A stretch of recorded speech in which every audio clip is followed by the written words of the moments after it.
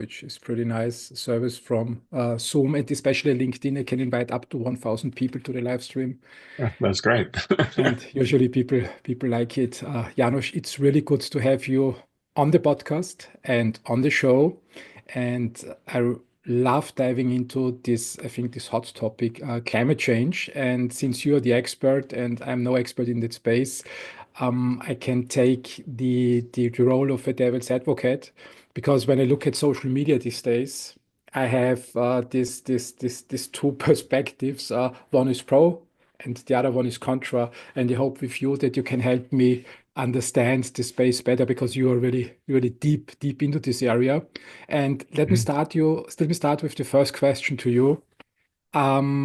What's been on your mind recently when you think about climate change? Well, first of all, thank you very much for having me on this podcast, and I really look forward to the conversation we're going to have today on a topic that is very challenging. And you asked what's been on top of my mind. Well, what's been on the top of my mind is that uh, global emissions of carbon dioxide continue to rise, and so do the average global temperatures. And so do the impacts, the increasingly significant and sometimes catastrophic impacts of this climate warming. And the world is not ready. It's happening. It's going to be worse. Governments, intergovernmental processes, and also non-state actors are simply not addressing this issue at all, or not sufficiently. So when you put all this together, it worries me, and that's what's on my mind. Is it really that bad?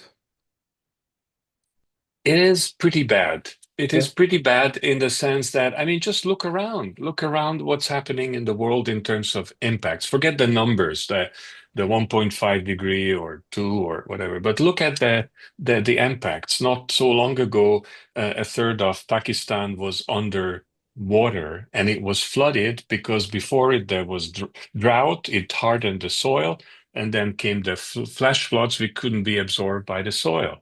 Look at the wildfires in Los Angeles.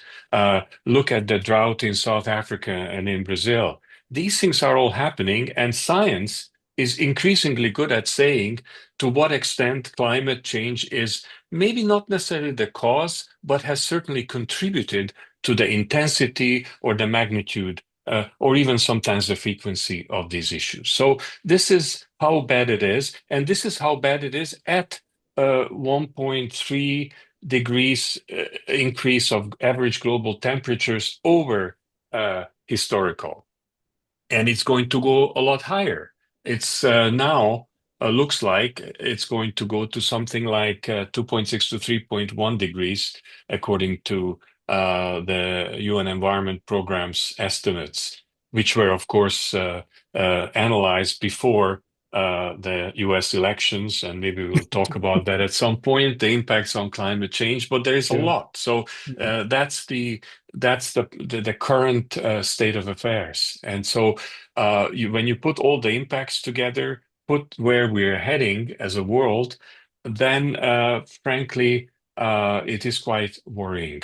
And actually, I would add to it one more, because uh, what I see, what one sees is this level of impacts, and the fact that emissions are still rising, and then you see that even the good countries in terms of climate response are actually not doing really enough. But then there are some that are actually beginning to go backwards at a time when we should be going forwards even faster. So when you put all this together, it is quite worrying, and it's something that certainly makes me worried, and I'm not the only one. One question before I continue with the other questions. Are you fine to pull also recent political events into our conversation? Because you said we can talk about a little bit later how the US elections plays into climate change. Is this okay with you? Of course I am. I mean, these are very important issues that have Super. to be addressed. Super, that's good. For the listeners who want to jump off quickly from this live stream and say, okay, 5 minutes, I have had enough, I come back maybe later. What are the three things what are the three core messages that you want them to remember?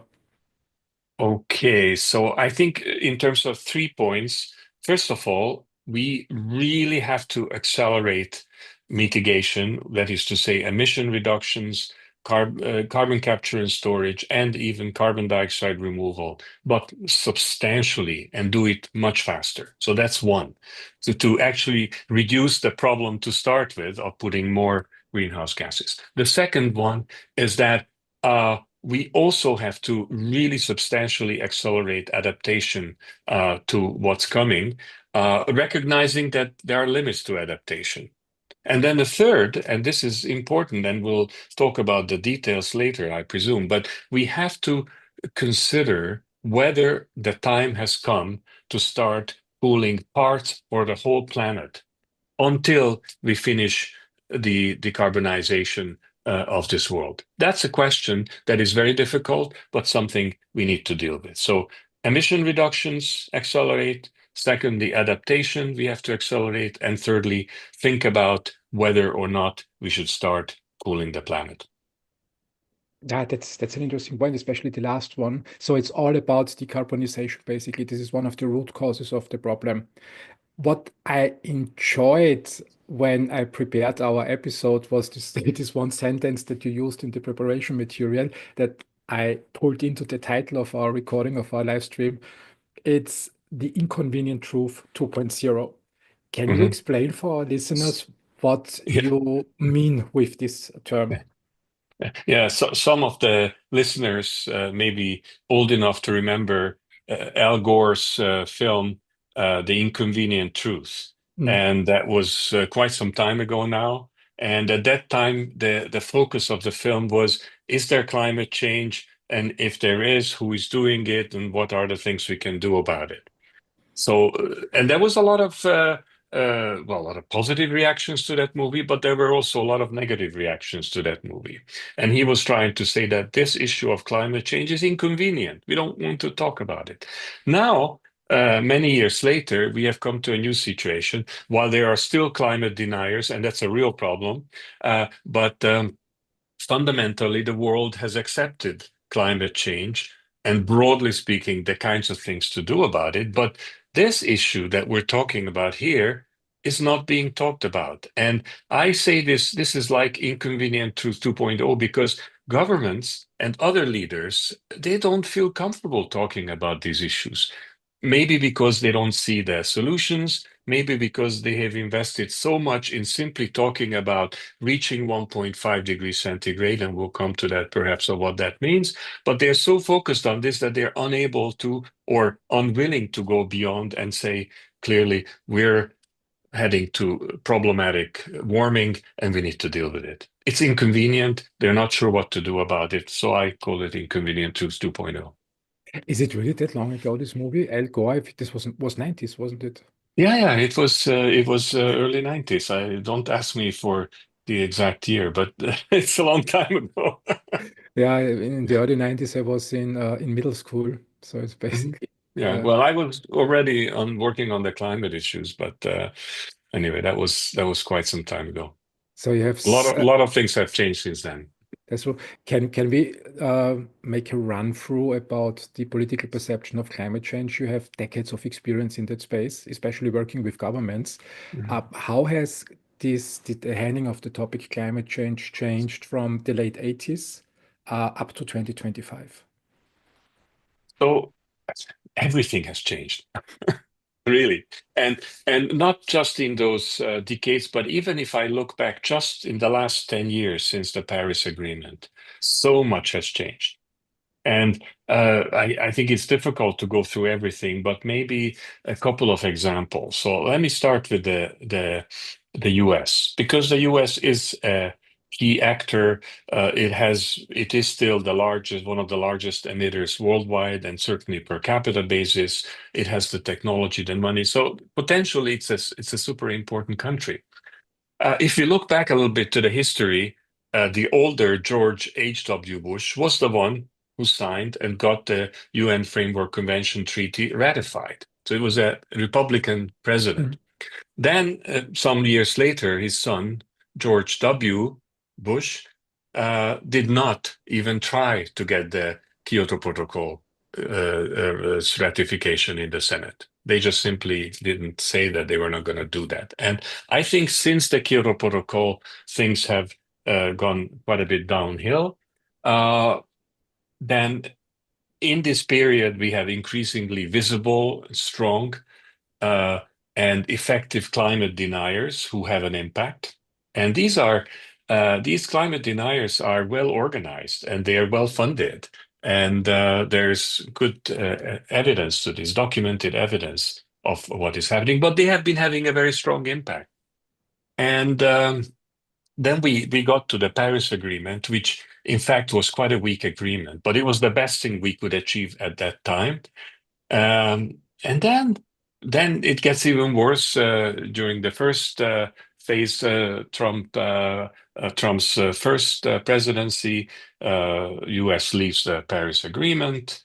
Then Biden comes back and makes a real effort to try. And for the first time, actually, America really started doing something positive on to fight climate change. And then comes Trump for the second time. He leaves the Paris Agreement again and really is trying to turn the clock and the history backward.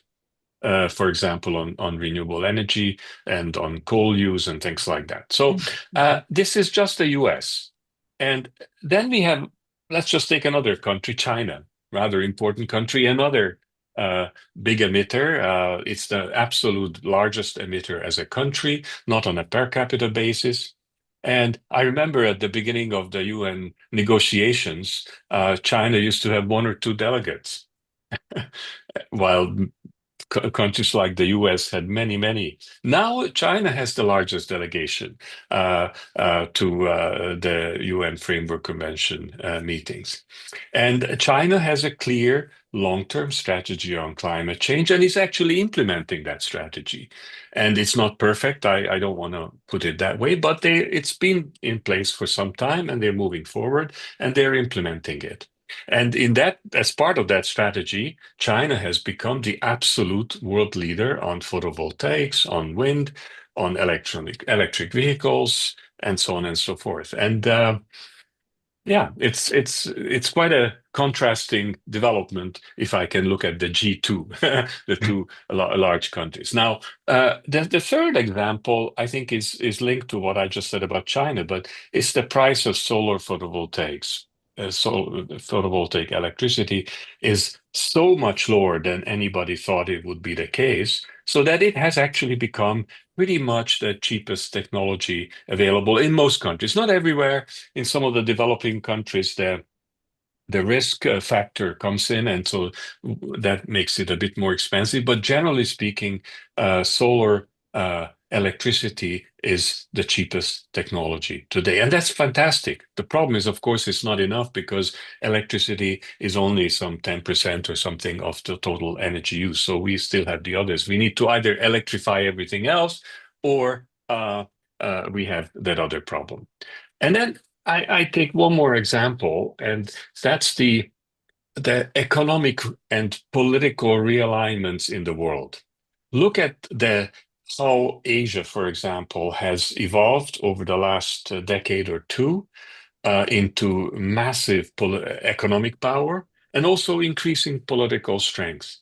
And and in a sense, it is it's not necessarily true that, let's say, Europe or North America have absolutely fallen down, but certainly relatively, the relative political economic weight has moved to Asia, and I think that has a significant impact on the way we look at climate and the way we deal with climate change as well.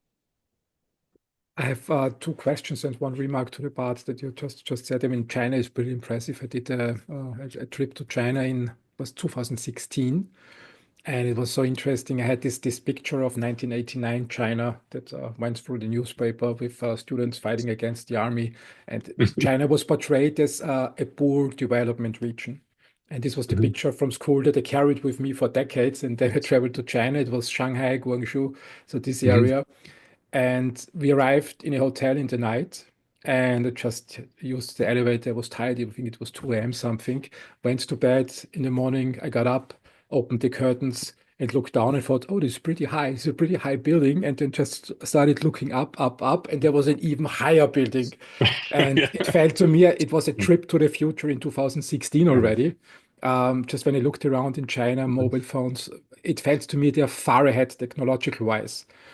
And it's a huge country, and the adoption towards solar, wind is impressive, but also nuclear.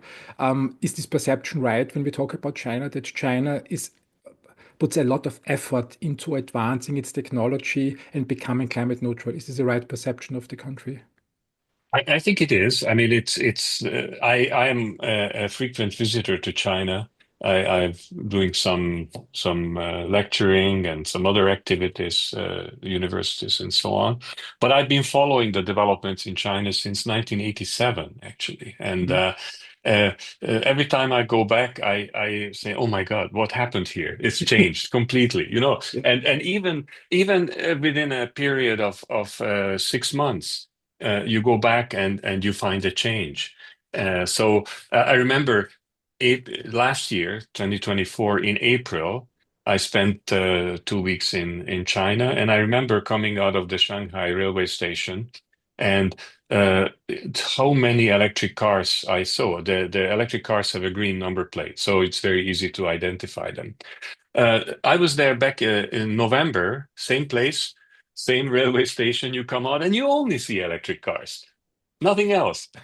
It's this is the kind of change that you see in such a short time. But coming back to the strategy, so China has a clear strategy to go on this uh, green technology, renewable, circular. That's what they're working on and that's what the central government and the local governments are trying to make happen. It's not perfect, and they have some big problems. For example, coal use is still pretty high, Mm. and it hasn't gone down, and that's a big problem. And they have to find a political way, economic way, other ways. But nevertheless, they have this clear strategy forward, and it's fantastic. And you see the results. So China has a clear strategy forward. Let's work a little bit on the problem. You mentioned before, we talked about the US and the shift in US politics from the old George W. Bush, who was, as a Republican, Mhm. pro, let's say, environmental friendly. Then it changed completely with Biden came back, and then Trump. Mhm. When I, as a not so well informed person about all these climate issues, open social media these days, I have these two extremes. I have these really two extremes. On one side, I have these climate deniers, as you mentioned. Um, they have pretty pretty rational arguments, and then I go to another profile, and let's is there a specific term for people who believe in climate change that you use professionally? The climate change believers. I never thought about the term, but they're pretty pro, and they also have good arguments. And then I'm in the middle, and I try to understand. I say, Mhm. okay, where do we stand in all of this? What's the real Yeah. impact that we are causing as a human race, and where Mhm. should we start? I don't know who I should believe. Is it Mhm. this side who says climate change will lead to the extinction of human race, or is it the other side who says, don't worry, we can continue as we do, nothing will happen? What's the reality?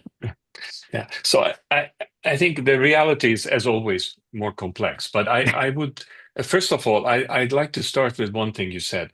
I don't think we should look at this as two equal sides, and we're in the middle of this, or you're in the middle. That there is equal number of people who believe and equal number of people who deny climate change. So I think that's not the case, and I don't believe it ever was the case. We've had a long period in the media, for example, they have to look at both sides, right? So you get a sense that you have one side here, one side there, and they're Yeah. the same size, or that's so it's not the case. I think when I look at the world as a whole, uh, I think the majority, the large majority of the people and of the governments and the private sector also, first of all, are clear that there is something called anthropogenic climate change, i.e., climate change caused by human activity. Mhm. Okay, so I think there is I can't give you a number at a global level, but it is a very small minority who would be a climate denier. Unfortunately, some of them are quite active in certain political parties in certain countries, but nevertheless, it's a very small part. Now, where the diversions begin to happen is what are we going to do about it? How significant you look at a potential future challenge to the environment, to the economy. How much do you discount it? These kinds of questions. And there are differences between people and between economic theories, between practical cultures, and so on and so forth. And that's okay, and we can discuss that in society, right? That's not I have my own personal views, and my neighbor has his or her personal views, and so on. But and it's we have countries that their governments have evolved certain views based on the societies that they represent. And that's okay. That's okay to have differences, and eventually we will find ways to move forward in ways that society can accept it. But I don't think there are too many people who are climate deniers. Okay. Um, when how should I phrase that? But why is there so a loud discussion on social media? I mean, it looks to me that we have these two sides, Yeah. but I believe what you say. But why is there so much confusion about the way forward? Should we do Yeah. this? Should we do that? Where does this come from? Well, this is where I think, again, there may be a small minority of climate deniers, but they're well organized and they're well funded, and they put a lot of information into social media and elsewhere. And that has an impact. That's one. The other is that there are perfectly okay and acceptable differing views on how do you interpret current risk and future risk, and what do you do now versus the future about that risk. There are different ways of doing that, and Mm. it's not easy. And it requires conversation, it requires certain political processes, it requires money that has to be put aside.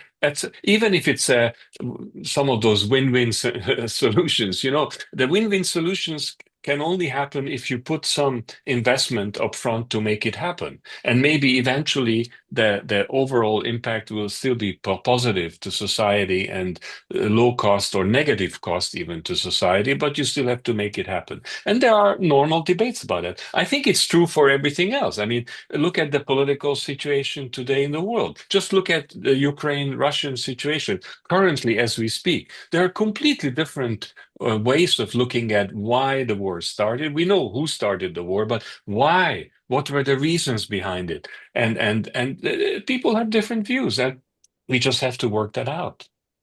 Yeah, yeah, absolutely, absolutely. When we stay with climate change, because I think we can dedicate another podcast to the Ukraine Russian situation. Okay, I'm not sure if that's my forte, but it has Yeah, an impact on climate as well. So, but let's focus on the climate issue. Yes. yeah, of course. I mean, I think the production of new weaponry has a tremendous impact, and as far as I understand, also the armed vehicles are not very much climate friendly. Which leads me to the next question. Um, when we are looking at the world leaders, I mean, people need to come together, politicians and business leaders, and find a solution. Do we have, I mean, do we have a forum where they can really meet and discuss solutions, or is this happening on social media? What would be the best solution in your opinion?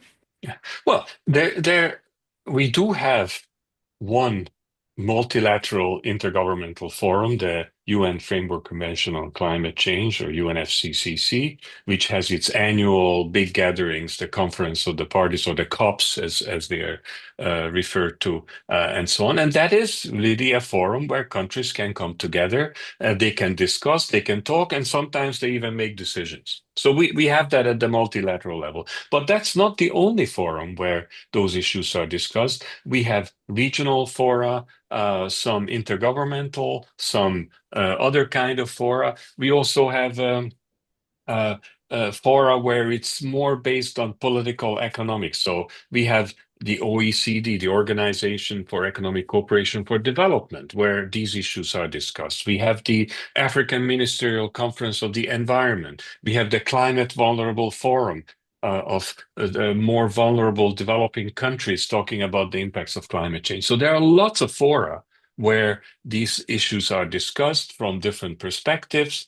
And so we have enough fora. That's not the challenge. I think that the challenge is how to make better use of the fora that we have, the different fora, because all of them are needed, not one or the other. All of them are needed, and we have to make sure that we make the best use of these fora so that we can actually advance on the solutions. This is a good point when we talk about solutions. What I very often miss, I mean, when I look at Europe, for example, I work with scientists and with deep tech companies, and Europe has a pristine framework for advancing science. When it comes to the solution side, translating science into useful products and commercialize them, because at the end of the day, you need to sell it, I have my doubts that Europe is the best place to be for entrepreneurs. When I transfer this understanding to climate change, I would say, okay, I mean, it's good that we have this fora where people can discuss and talk about, but what about the translation of goals into practice? How do you see the world in translating what's discussed in forum and what actually happens then on the other side? Actually, it's interesting that you raised this about Europe. I think Europe is the one region which has actually translated the discussions and the agreements in the intergovernmental fora into very practical actions. Mhm. And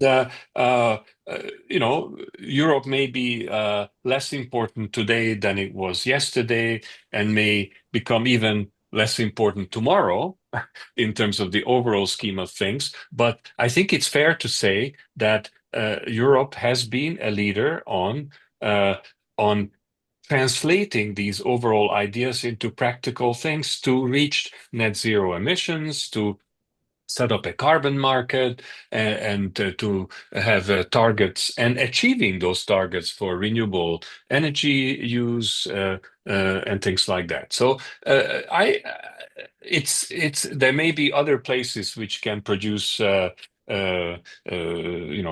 smartphones and artificial intelligence, and there's a lot of that stuff happening in the world. But I think it's fair to say that Europe has been a fairly good student, if I can put it this way, when it comes to addressing the climate impacts and the solutions to the climate crisis. How that will proceed in the future, we will have to see. But I agree with you that the crucial point here is that governments come together and they discuss and they come up with either general guidelines or sometimes specific requirements. Like the Kyoto Protocol had specific emission reduction requirements for the developed country parties to the protocol, which then countries have to achieve, but they have to convert these into national laws and then legislation and market signals and all of that. And then it can be successful. So climate change needs to do something about it, and it's good that people have this forum to discuss, and Europe is pressing forward. But when I come from the economic side, and I would just say but and play the devil's advocate, and please correct me Mhm. if I'm where I'm wrong, that I learn what's a better direction. But when I just think about Europe and say, okay, if we are the only ones implementing the measures and move forward, of course, it has an impact on the economy. I mean, when we look at the energy prices for several reasons, but one is climate change, the energy price will be higher. I mean, the fair Mhm. cost will be higher. And when another region, let's say like the US, says, okay, let's screw it, we don't do that, we are in an economic disadvantage, which means economic advantage, disadvantage, and our voice will not have so much impact in future. What can we do? What practical measures can be set that the nations move in sync forward and not one presses forward has the negative sides and the others Yeah. benefit Yeah. from not doing it? Yeah. You raised a really important point. And uh, if your starting point is different, it's very difficult to move in a synchronized way, right? Because some people have to catch up, and some people are already way ahead for in a good or bad way. Okay, so this is what makes the intergovernmental discussions and negotiations both beautiful and very difficult because it's beautiful in the sense that you recognize that countries have different starting points, different economic development, also different natural givens. I mean, if you're in Saudi Arabia, you put your finger in the sand and you get oil. And they have lots of it. Yeah. Okay. There are countries where you put your finger in the ground and there's nothing there. Okay. So these are the realities of the world. So what has been happening in the intergovernmental discussions is to find a way, an acceptable way, acceptable to 194 parties to the treaty, to have an acceptable way to say, okay, we're not starting at the same place, but ultimately in the long term, we have the same long-term objective. How do you create a path that eventually gets us to the climate objectives, but does it in a just way and in a way that keeps everybody engaged and it keeps people moving forward? Now, this agreement is in place. It's not perfect by any means. Don't misunderstand me. It needs a lot of work and a lot of improvements and so on, but it's there. That was the fundamental part of the original treaty signed in 1992 in Rio de Janeiro, the UN Framework Convention on Climate Change. A broad, if you say, if you could think of this as a North-South bargain, that the North would provide resources and technology and start reducing emissions Mm. to allow the global South to catch up, to provide technology for them to also eventually reduce emissions. That was the basic deal. The problem is, of course, that in the meantime, things haven't happened fast enough. So there's a lot more impacts. Now there are already damages to those countries. How do you compensate for that? So there's need for resources. So it gets a bit more complicated, right? But that is the fundamental deal at the international level, is to find this just path forward that keeps people moving toward the goal. And it's not easy. And then in the meantime, the position of countries on this path changes. And China is a perfect example. When the UNFCCC negotiations started, or when at the beginning, just after the entry into force, China was clearly a developing country. It's hard to say that China today is a developing country. Okay, Yeah. so things change, and also there were groups of countries that were part of the Warsaw Pact, the Eastern Bloc, and so on. All of that has disappeared. Some of them are now members of the EU. The geopolitics has changed, and therefore the path has become a little bit more complicated. Yeah, I was just smiling when in the 90s we had in school this practice to practice speaking in front of an audience and just what you read in the newspaper and make a small speech around it. And I found this article about China and the economic Mhm. opportunity in China. It was, I think, an article of 1992, 1993. So the assumption of this journalist was China is a developing country, but they will catch up soon. So you have this huge economic opportunity. I presented this to the class. Some people were laughing and said, I mean, look, it's a developing country. When you grow 0%, it's still 0%. So this will not have an impact. When I look at China Yeah. today, even this was the perception of kids. We were 16, 17 years old back then, and kids are pretty honest. And Mhm. when I look at China today in 2025, I would say it's the biggest economic power. And I think in some areas it might already outpace the United States. And this explains Mhm. probably the tension between these two regions. It's really, in 3 decades, a lot changes. But I think it's also important that we don't just focus on China. Mm. There are many other countries that are not as big, or some as big. I mean, look at India. It's a much poorer country still, but the kinds of things that they are working on in a very different political environment than, let's say, China. And I'm not saying which is better or worse, but it is different. And they are moving forward, massive investments in solar energy and nuclear, by the way, Interesting. and so on. And then you have the Malaysias, the Indonesias. Indonesia is pretty soon going to be the fourth largest economy. Oh, really? The, Yes. So, it's we're talking about big, big numbers, and then there is Thailand, and there's Vietnam, and so on. So there's just so much change, and that's part of the path that makes this both interesting and challenging. So it's this whole region, China, South Korea, North Korea, China, Southeast Asia, Singapore, Indonesia, Thailand, India. This is really advancing. So this whole Well, area. they are. I think the Asian region is particularly important because of the total numbers Mm, involved.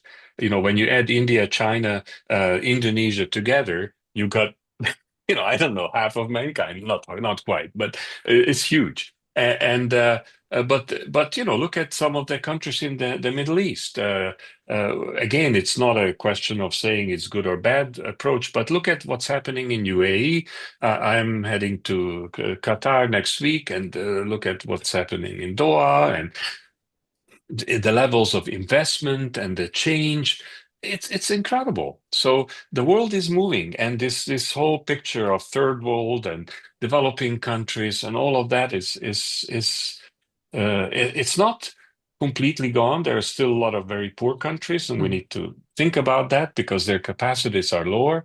But it's still even those poor countries, like in some, let's say Africa is an interesting case where you can look at it and say, well, there's still a lot of poverty. Yes, it's true, but it's also a tremendous economic growth potential with all the young people coming in the market. And if just countries can find good ways to move forward, that can be a tremendous uh, growth potential in that whole area. So again, I'm not an economist, but what I see is just huge changes in the world, and all of those have impacts on the climate. mm. First of Yeah. all, negative in the sense that it's growth in energy consumption, and a lot of it has been fossil fuel based. So now what we need to make sure is that as much of that new growth is not fossil but renewable energy based, and then hopefully some of the existing fossil is over time replaced by the low and zero carbon technologies. Yeah, economic growth. I mean, the upside is that we reduce poverty globally, and from what you said, it seems that we did, as a human race, a pretty good job to advance the poorest regions in the world. But the downside is climate change. So, if, Yeah, the cost has been a tremendous improvement in economic well-being of people everywhere in the world. There are exceptions, of course, but I'm talking about broadly average. But the cost is it's not just climate, actually. There are a few others. There is the biodiversity crisis, the species loss, there's land use challenge, very big issues with land use and land degradation, freshwater, oceans. I mean, you name it.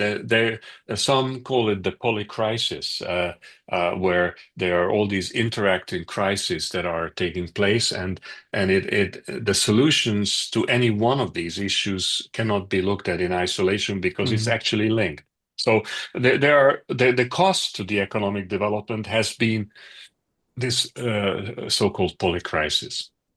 I mean, our value chains, when I look from the economic side, Mm, the Western value chain, so basically the value chains that we work with today, evolved in the 50s or 60s of the last centuries after World War II. And the Mhm. job back then was feed the people, especially here in Europe, when people starve, have nothing to eat, have no houses, can't pay the rent, no electricity, especially in Switzerland or in Austria or in Hungary in winter, not being able to heat the house. People are pretty unhappy, and when they are unhappy, they do stupid things like starting Mhm. wars. Yeah. It's optimized, I think, for a population of 2, 3, 4 billion people in the world. And now we're at 8, 9 billion people. Do you think that our technology and technology advancement can make up that we optimize our value chains in a way that we don't drain the resources of our planet in terms of climate change? Because this, as you said, it's a huge crisis, and I think one of the elements are just 8, 9, 10 billion people. Well, first of all, if I didn't believe that it's possible to do that, I wouldn't be here talking about these issues, right? So I do believe that it's possible, and I think the problem is not the 8 or soon 9, 10 billion people that we will have. First of all, let's be clear that it's actually plateauing off. So, Mm. not such a distant future, our problem, again at the global level, is going to be the reduction in not just the growth, but even in the absolute number of people and how societies will deal with that demographic change. So, but for now, it's still growth, and but oh, mind you, only in Africa. All the other regions of the world have now essentially stopped growing. So we know that we will plateau relatively soon. But the problem is not the number of people. The problem is how they interact with nature and resources. And a newborn in the United States will use a lot more resources than a newborn in Chad. That's the reality of our world today, and so the challenge is how to make sure that processes that are needed for societies, for people to live, to eat, to produce goods, are as much as possible reducing their resource requirements, their energy requirements, and so on. And that's the challenge that we face. So it's not the actual numbers of the people, but how much resources they use and how one can adjust that. I definitely think that when I look at my life, I was born in 74, and we had no computers in the house back then. So I Mhm. believe that the resource consumption of an Austrian in the 70s, average person, was much lower than today. When I look at my house today, we have a Zoom call, we Mhm. use telephone, I have iPad, iPhone, also smartphones, AirPods, I have a computer, another laptop. So the resource consumption is much higher.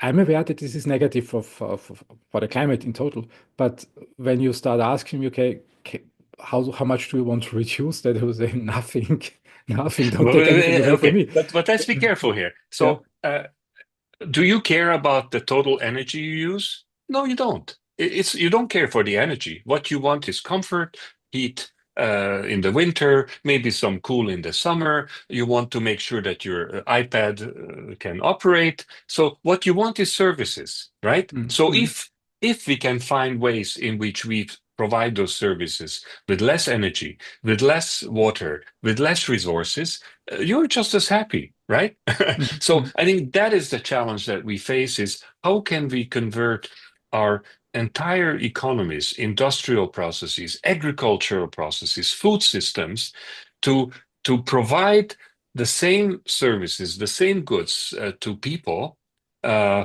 and it's still a growing population in the world. How can we do that while reducing the inputs, the resource and energy inputs? And the one simple one is food. Food waste is unbelievable. The amount of food that is wasted. So if we can find ways not to waste that food, we don't have to produce that much more.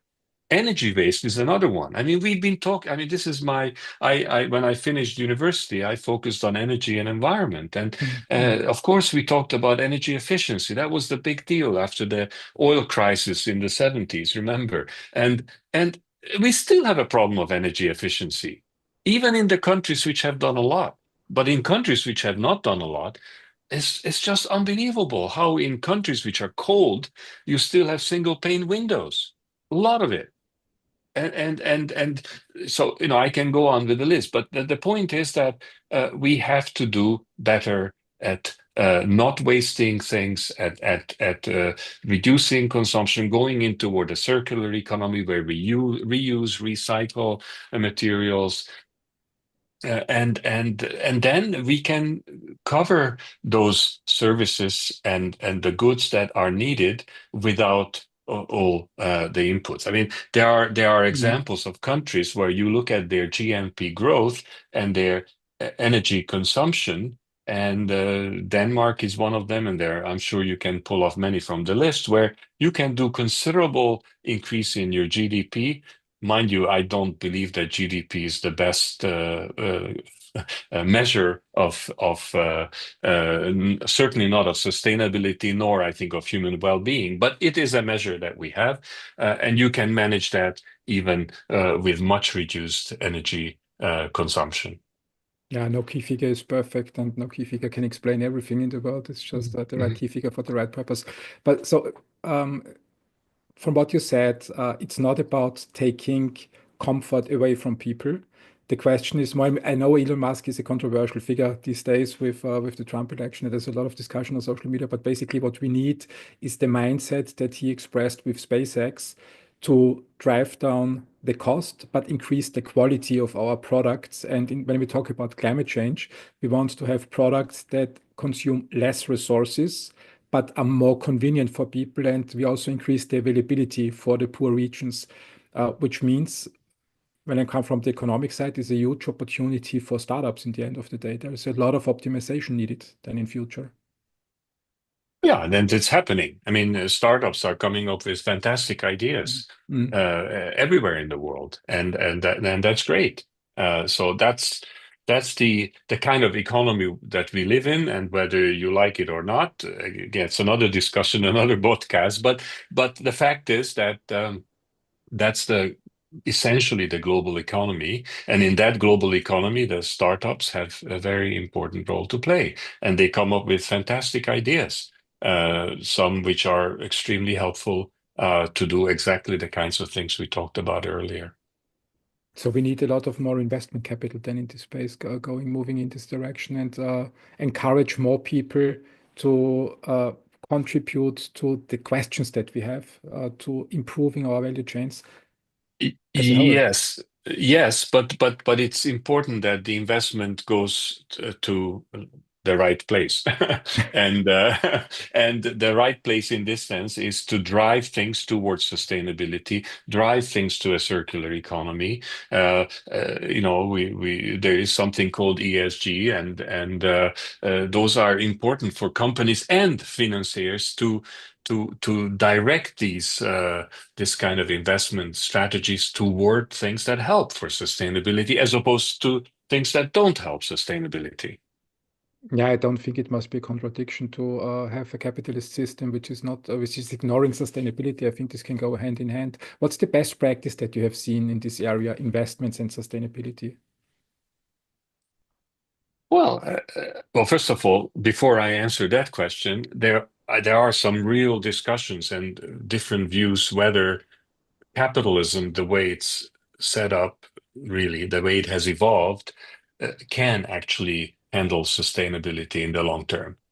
I don't want to go into that in detail, but I just don't want to take it as granted that capitalism can. What I am sure is that our current system of capitalism can be improved towards sustainability, and at the moment, that's the focus, I think, of our discussion. Okay, so uh, uh, I I mean, look at two countries. Look at Germany some years ago when they started their Energiewende, and they put massive amounts of investments into renewable energy. Everybody thought they were crazy. Well, not everybody, but a lot of people thought they were crazy. But in the end, what happened was that it began the process of driving down the price of solar panels. And then that was essentially taken over by China in a order of magnitude larger way, and they did exactly the same. Massive investment in not a single technology necessarily, but in an approach, in a family of technologies.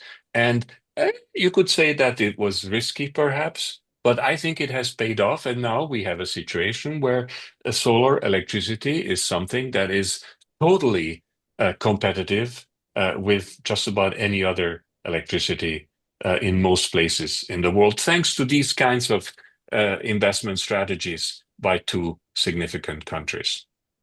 Yeah, solar is a good example. I think it's economies of scale. So the more you produce from something, usually it's the costs decline. Right. with the increase of the volume, and also people learn to improve the production processes, improve the products, and it becomes Hmm. also more resource efficient. I think solar is an excellent example of that. Elon Musk once said that you just need a small space of the United States to power the entire United States. But we need more investments generally in the electricity grids, as far as he understands that. Um, do you think solar alone is enough when we look at the impact of energy on climate change? What other technologies do we need? Look, there have been studies which showed that an all solar world is possible, and uh, others which have said that no, that's not possible. You still need some other energy systems. And at the end, I am one of those who I don't like to think that there is easy single solution. So you need different energy systems that together will take us where we need to go. And you know, if solar is fantastic, but solar only works when there is sun. Uh, it's pretty much, and Yeah. wind is great when there is wind, and hydro is really great when there is enough water, and nuclear is again, for some people, it's not a great technique, but it is certainly low carbon. And but it doesn't work if there isn't enough water to cool the plant. So Mm. at the end of the day, I think the world needs all of these different things, uh, and there's a lot more renewable energy investment that we need to do because that's in many ways is probably the best overall. But at the same time, we still need electricity at night. And whether you achieve that through storage or a baseline nuclear plant, well, it depends on the economic, technological, social situation in the country where you are. Uh, so, try to sell a new nuclear plant in Germany today. I think it will be difficult. There is plenty of nuclear growth in China and India, Finland. It's possible. So I'm just saying that I think we don't need a silver bullet. We need a silver buckshot of lots of different things that together will take us where we need to go. Yeah, I totally agree with that. I also think we need every government has to find their own mix, local mix. But I Mhm. think the Yeah. one thing is clear: we need to move away from oil and gas. This is Yeah, and coal yeah, and coal. and coal. Let's not forget about that. Don't forget about coal. Yeah, and I mean, think of a country like Kenya. They sit on a lot of relatively easily reachable geothermal energy. Mm, So, uh, I mean, let them focus on geothermal energy. That's great. There are other places where you have lots of wind in the North Sea, lots of wind there, offshore and onshore, and you name it. That's great. The Danes have, I don't know if you've been to Copenhagen in the winter, there's a lot of cold winds there. mm, mm. And so, there are opportunities in different parts of the world for different energy systems. A lot of sun in Saudi Arabia and also in Dubai. So solar must be Yeah. a perfect solution for them. And I was in Dubai last year, and we visited a solar plant that was already 3.5 gigawatts, and by now I think it's five. That's what they're doing. Yeah, I changed my picture completely about Saudi Arabia in the last few years. I always have, also 80s, 90s, I always had this picture. Saudi Arabia is just into oil and petrochemical industry, and that's it. And now they're investing heavily in all technological areas. This is pretty impressive. Also, how this region now moves more to sustainability. Yeah. Well, it's. Uh, I hope it's sustainability, but if nothing else, it's economic diversification. Mhm. Uh, they understand very well that there is a transition away from fossil fuels. And whether it's going to take 5 years or 50, that's part of the challenge that we're facing in the world. But there is a transition. And the question is, if as we move forward in that transition path, what else is there for those countries that are highly dependent on the export of oil and gas. They have to do something else, and it Mhm. doesn't happen overnight. And so this is economic diversification into finance, into transport, into tourism, into being an airport, an air hub, and whatever else. So and again, whether that's actually uh, sustainable in the sense of the sustainable development goals of environment, economic, social together, that's something one can debate and discuss, but it is definitely economic diversification, moving away from oil and gas being your only uh, source of national wealth. But didn't we have or don't we have the problem anyways that at one point in time, with or without climate change, there will be an end to fossil fuels. So it's not an endless resource as far as I understand it. So we have, I mean, Yeah, but there is so much of it that I wouldn't. I think we will cook ourselves with the climate change before we run out of oil and okay, gas. okay, good. No, there is so much of it, and countries are finding more. Mm. And so, Brazil is becoming a major exporter of oil. Oh, really? Yes, was it 2 days ago? Brazil joined OPEC Plus, and this is there are other countries and there are other finds, and there is the Arctic region, and you can ask the Russians how much oil and gas is there. Why are they so interested in that region? That's there's a lot. I wouldn't, when I studied in the university, which is now it's in the 70s, right? So it's a very long time ago. But in the energy course we took, they were talking about the end of oil. Mhm. And no, we didn't reach the end of oil. No. Okay, so this is Uh, never going to happen at the end of the I, day. I don't think that's as I said, I think we will literally hook ourselves before we reach end oil and gas. So And it's and I better. and I didn't even talk about coal. There is just so much of that. Mm. So no, no, I think it's not a good way to. And somebody said this, that uh, the world moved to coal not because we ran out of wood, right? That's true. That's true. That's true. There's still some wood left. In fact, there is more wood used now than back then. Yeah. So it's not that. It's there are other factors that make us move into different systems. I mean, electric cars, uh, we're still at the beginning, but they are much, much better than petrol cars. Okay, if you don't have enough charging stations and they're not fast enough chargers, then there is that inconvenience. But that is evolving and changing. But the fact is that an electric car has less moving parts, less servicing, they are much faster, they're quieter, and so on and so forth. So there are reasons why electric cars are good, not just because they don't emit greenhouse gases at the point of use. That's interesting. I'm just preparing for another podcast episode and read myself into batteries. And I was not aware that electric cars were basically developed in parallel of combustion engine 150 years ago, Oh yeah, oh 130 yes, years ago. absolutely.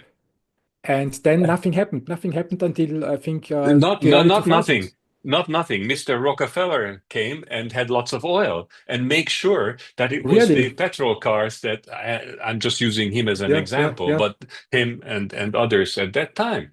And there was a fight there, so to speak. There was a competition, and of course at that time the lead batteries were not that great, lead acid batteries. But they could have been developed better at that time, but they weren't because there was cheap oil, thanks to uh, Mr. Rockefeller and others. So here we go.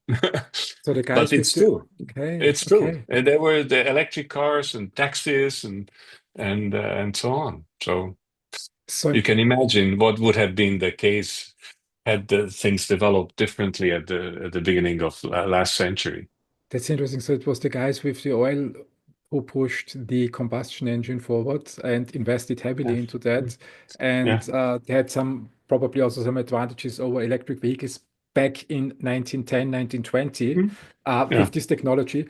But basically, we could say that the electric vehicles are somewhere in the 20s of the last century stuck, and now we need to catch up and make them better. So there is 100 Mm. years we can catch up in development, and they will be better in future. Mm. Yeah. And just to add one more, the guys, to use your words, who were against the electric, they are still against the electric today. It's the same group. The the fossil fuel economy is a huge part of Mm. most nations' economies, and they're clearly exercising pressure to try to make that live as long as possible. Okay, okay, okay. Well, humans. So we need to develop anyways. What should we do? Before we talk about solutions, let's talk about your time as a UN Assistant Secretary General on climate change. What was the most defining moment from that time? Hmm. Yeah, so this was this was the time when uh, we were preparing for the Paris Agreement, and it was defining in the sense that we there was pressure to come to a new agreement Mhm. after the Kyoto Protocol, which I don't want to call it a failure, even though it didn't quite go the way it was planned. Uh, but it was defining in the sense that the world there was so much pressure to come to an agreement, and we did come to an agreement.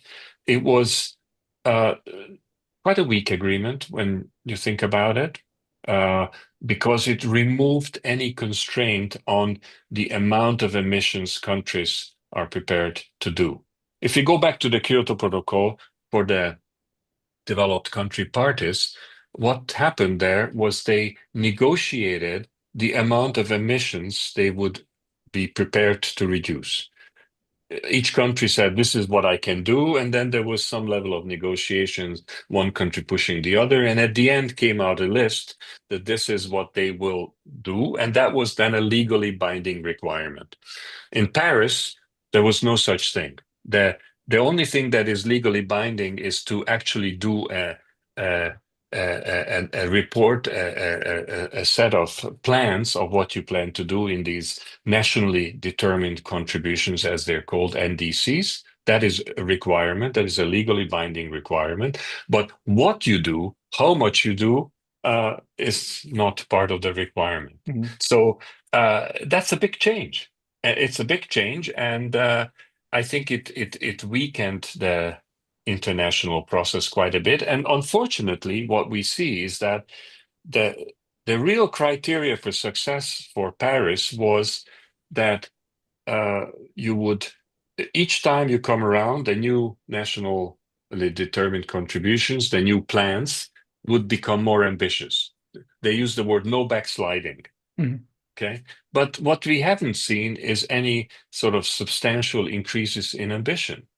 It's sort of there, and the result is that global emissions are still rising. So this to me was the determining situation, and I think it's fair to say that an important factor in this was uh, the U.S. pressure to keep uh, away from legally binding emission reductions because the US felt that politically they would not be able to have that ratified by the Senate.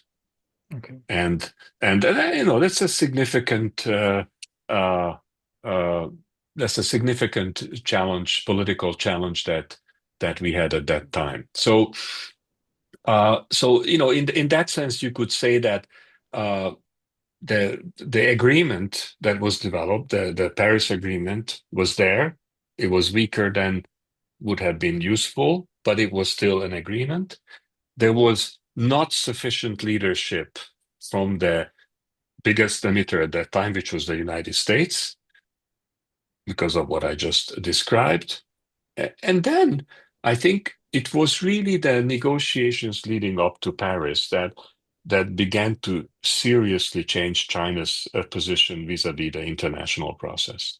And they may have had internal plans and strategies and so on, but it was really the negotiations for Paris where, and I could see it even with my own eyes during the preparatory negotiations and then the final discussions, how the Chinese position was evolving toward uh, accommodating within the global process. And that was a good part of this defining moment, if I can put it this way.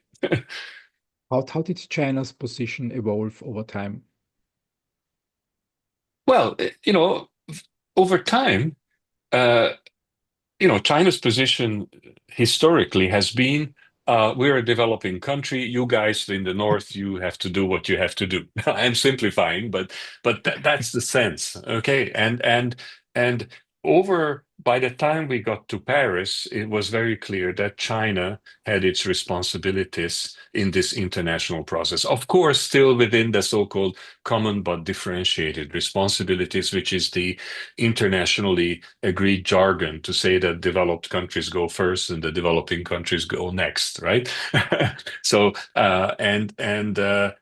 but still, by the time Paris was done, it was very clear that China had its responsibility. They had set their goal, and now they also have a net zero goal. It's a bit later than the developed countries, which is fair enough, you can say.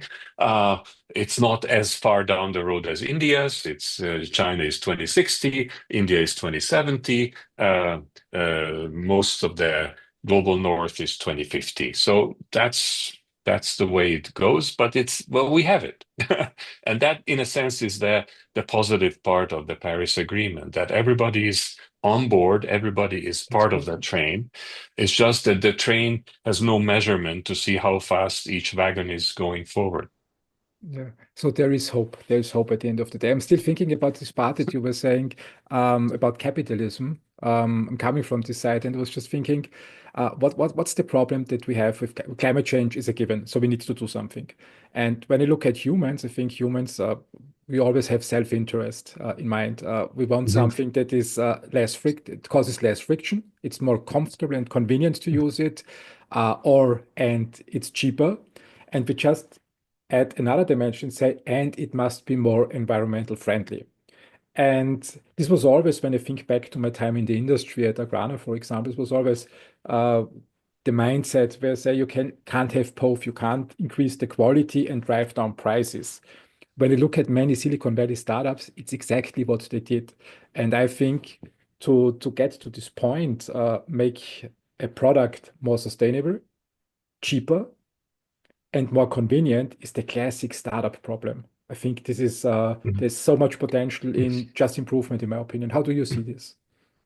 I mean, I agree, but I think one has to be careful here uh, that the climate change issue cannot be solved in a silo, looking at only the climate part Mm. of the problem. That is to say, the carbon part. Okay, Okay, it's okay. it's linked to so many different issues, and startups are not very good at looking at the big picture. They will be very good at looking at a slice, and they can do really well in that slice. And we need them to look at that, but we need others to look at the bigger picture. And uh, I think and that's why I mentioned this thing about capitalism earlier, is that fundamentally the capitalist economy is essentially dependent on resource extraction.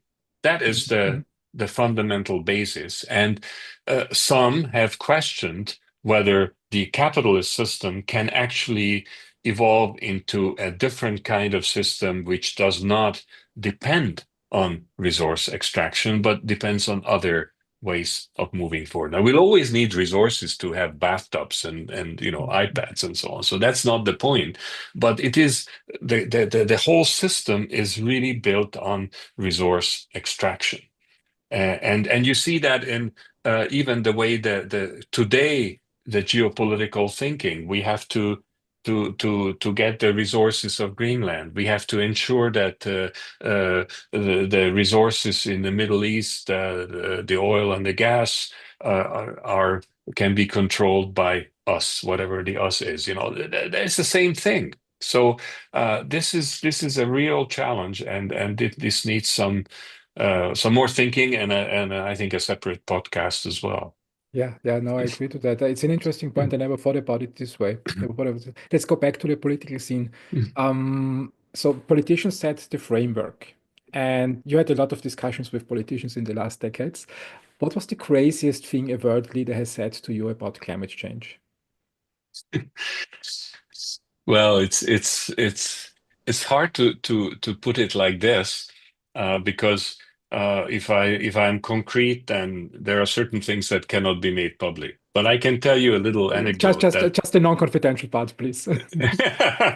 yeah, so no, I mean, there were lots of crazy things that were said by leaders.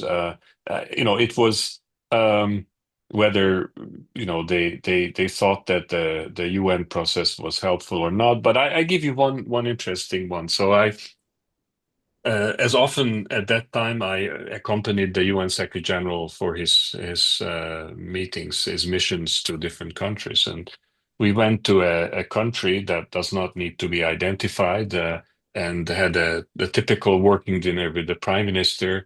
And the way it works is you have the Secretary General with his advisors on one side, and the Prime Minister with his ministers and other advisors on the other, and we're chatting about climate change and the upcoming conference of the parties. And then the prime minister makes a really weird proposal in how to manage the conference of the parties.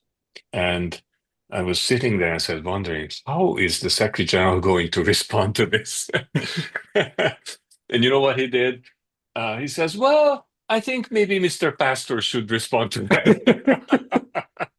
So I had to invent something, that wouldn't cause any diplomatic problems and so on. But at the end, none of that proposal happened. But these things come up, and Yeah. and one has to find ways to deal with that. But anyway, there you go. So he clearly trusted in your ability. Well, to make sure that nothing happens.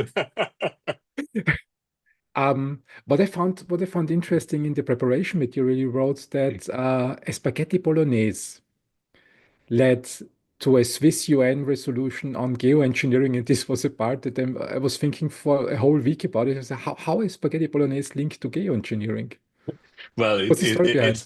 it's not, except that to the extent that I knew a senior official in the Swiss government from before, and when I started work on the governance of geoengineering in 2016. I decided to visit him to talk about these issues. So we met in a nice Italian restaurant and had spaghetti bolognese, which was very good.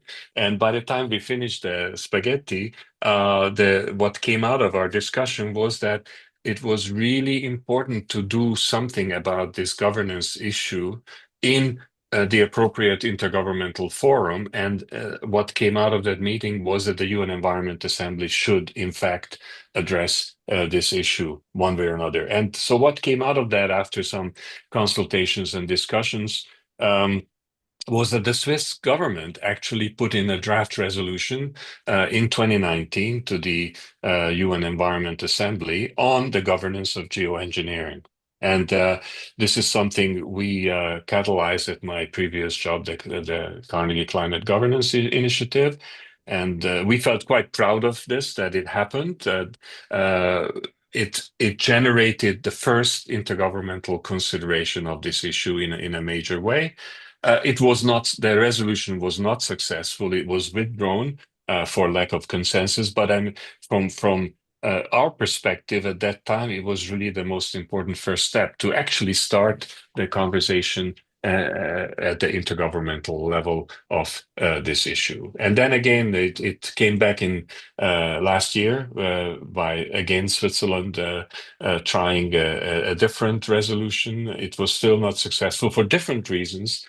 But the fact is that it's on the agenda. It's not going to go away, and that's the important part. Mhm. And when governments are ready, they will come to a conclusion. Kids love spaghetti bolognese, so I see a way now with your story to motivate them to think Yeah. about climate change and geoengineering. Uh, I love playing science fiction games since I was a kid, and there was always this idea of terraforming. So you just populate space, and you find a planet that is basically dead, uninhabited. You terraform it, and you send in the settlers, and boom, you have expanded your civilization. Uh, when we talk about geoengineering, what's the geoengineering? I think it's the right term. Geoengineering in terms of climate change. What's the role of geoengineering in reality? Okay, Is it kind of terraforming? so geoengineering and terraforming are different, but they can some part of it can overlap. So geoengineering is basically large-scale intervention in the climate system Mhm. to make it better. And there are essentially two groups of techniques that one thinks of as geoengineering. One is large-scale removal of excess carbon from the atmosphere, carbon dioxide removal, or CDR, the short term. And we already have too much carbon, so there are developments on how to remove that carbon from the atmosphere. The other one is solar radiation modification, or some people call it solar geoengineering. It's essentially to cool the planet, to change the reflectivity, the albedo of the Earth, so that some of the incoming sunlight goes right back into space and therefore cools the planet. There are different techniques of both carbon removal and solar radiation modification. They're quite different. They have different governance challenges. They have different costs, different engagement of private sector. So we have to think about these two as quite different. In fact, they're so different that many have stopped using the term geoengineering altogether because it's not helpful to put them all together. So it is better to talk about carbon removal on the one hand and solar radiation modification on the other. And uh, in terms of carbon removal, there are nature-based solutions like planting trees, increasing the carbon content of the soils, or using machines that literally using chemical reactions, they absorb the atmospheric carbon dioxide, and then once it's absorbed, then you can do all kinds of chemical things to fix it, and then you can store it underground, under the sea, or in different ways. So that's the carbon removal. Solar radiation modification, you can start at the ground level by painting your roof white or covering a glacier with a plastic sheet, Mhm. or covering some of the Arctic ice with silica balls. Those are all ground level based solar radiation modification, and they only relate to a particular local area. Then you can go to the regional level through something called marine cloud brightening. As you know, if you're under a cloud, it's cooler than being directly in the sun. So the Australian government, for example, has been experimenting with marine cloud brightening for some time to cool the whole region of the Great Barrier Reef. And whether that's going to work or not, that still remains to be seen. But it's a promising method. But the one that is most controversial and most challenging is the so-called stratospheric aerosol injection, which is like a volcanic eruption. You put aerosols into the stratosphere, usually from aeroplanes or maybe balloons. It spreads out, and the little particles, these aerosols, reflect more of the sunlight back into space and thereby cool the planet.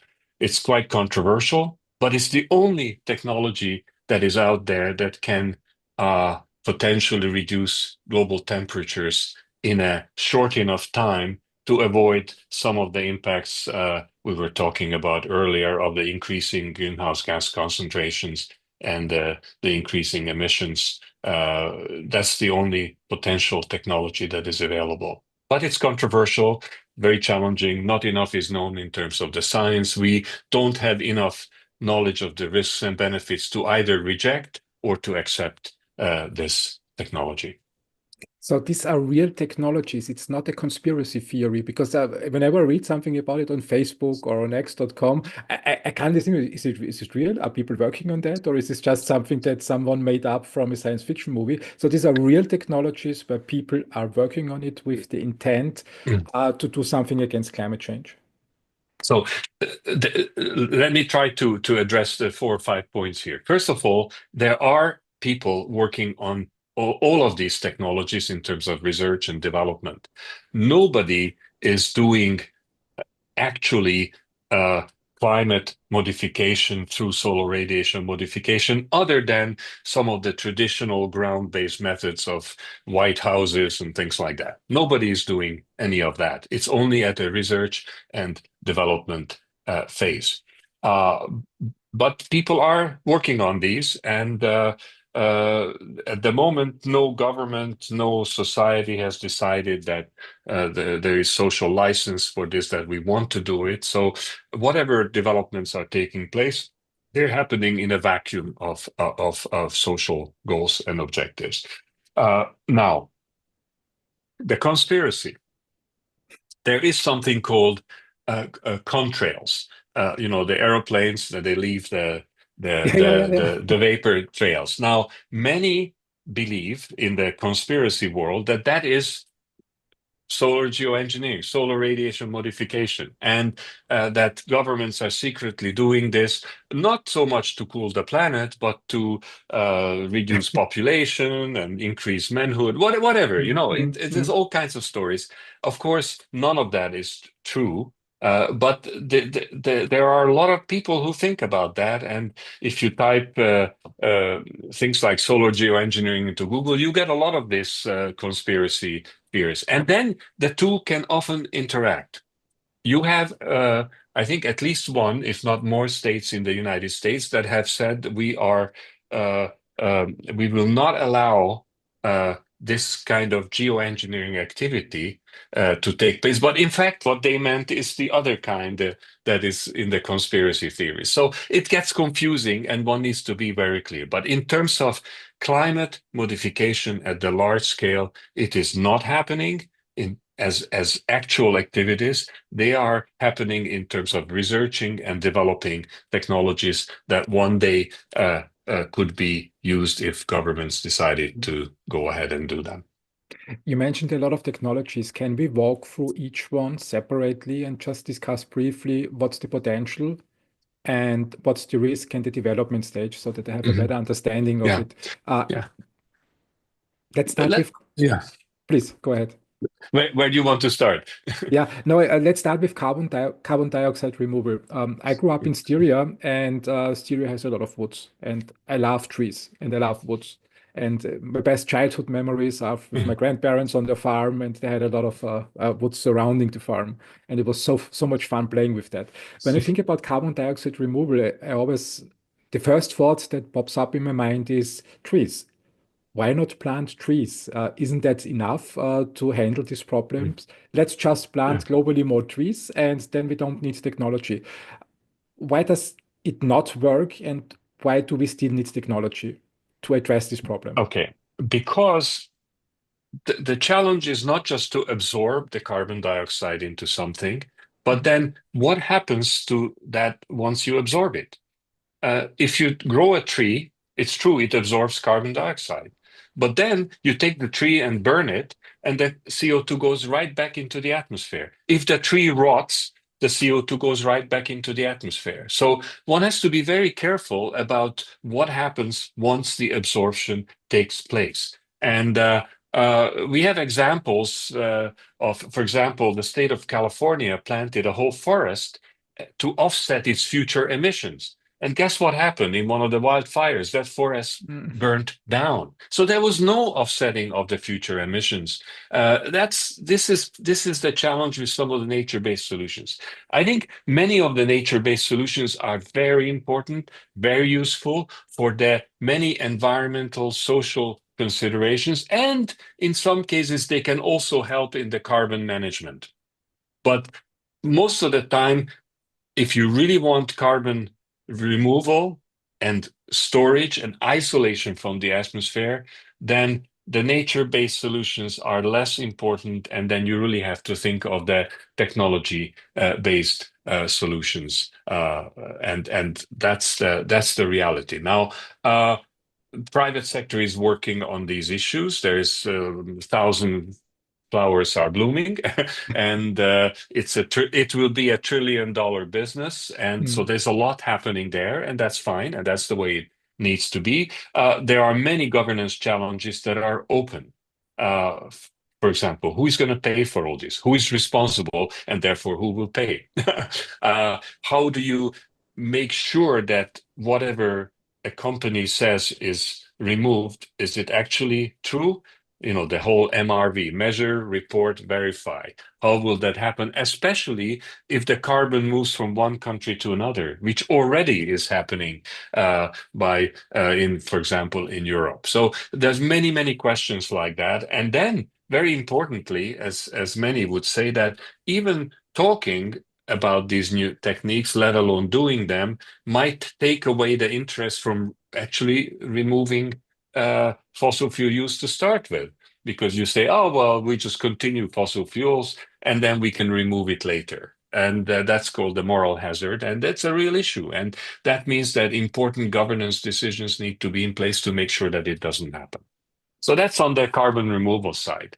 On the solar radiation modification side, I think the two big challenges are the marine cloud brightening and the stratospheric aerosol injection. And both are being experimented with in various contexts, and neither of them have clear decision by governments to actually go ahead and do it.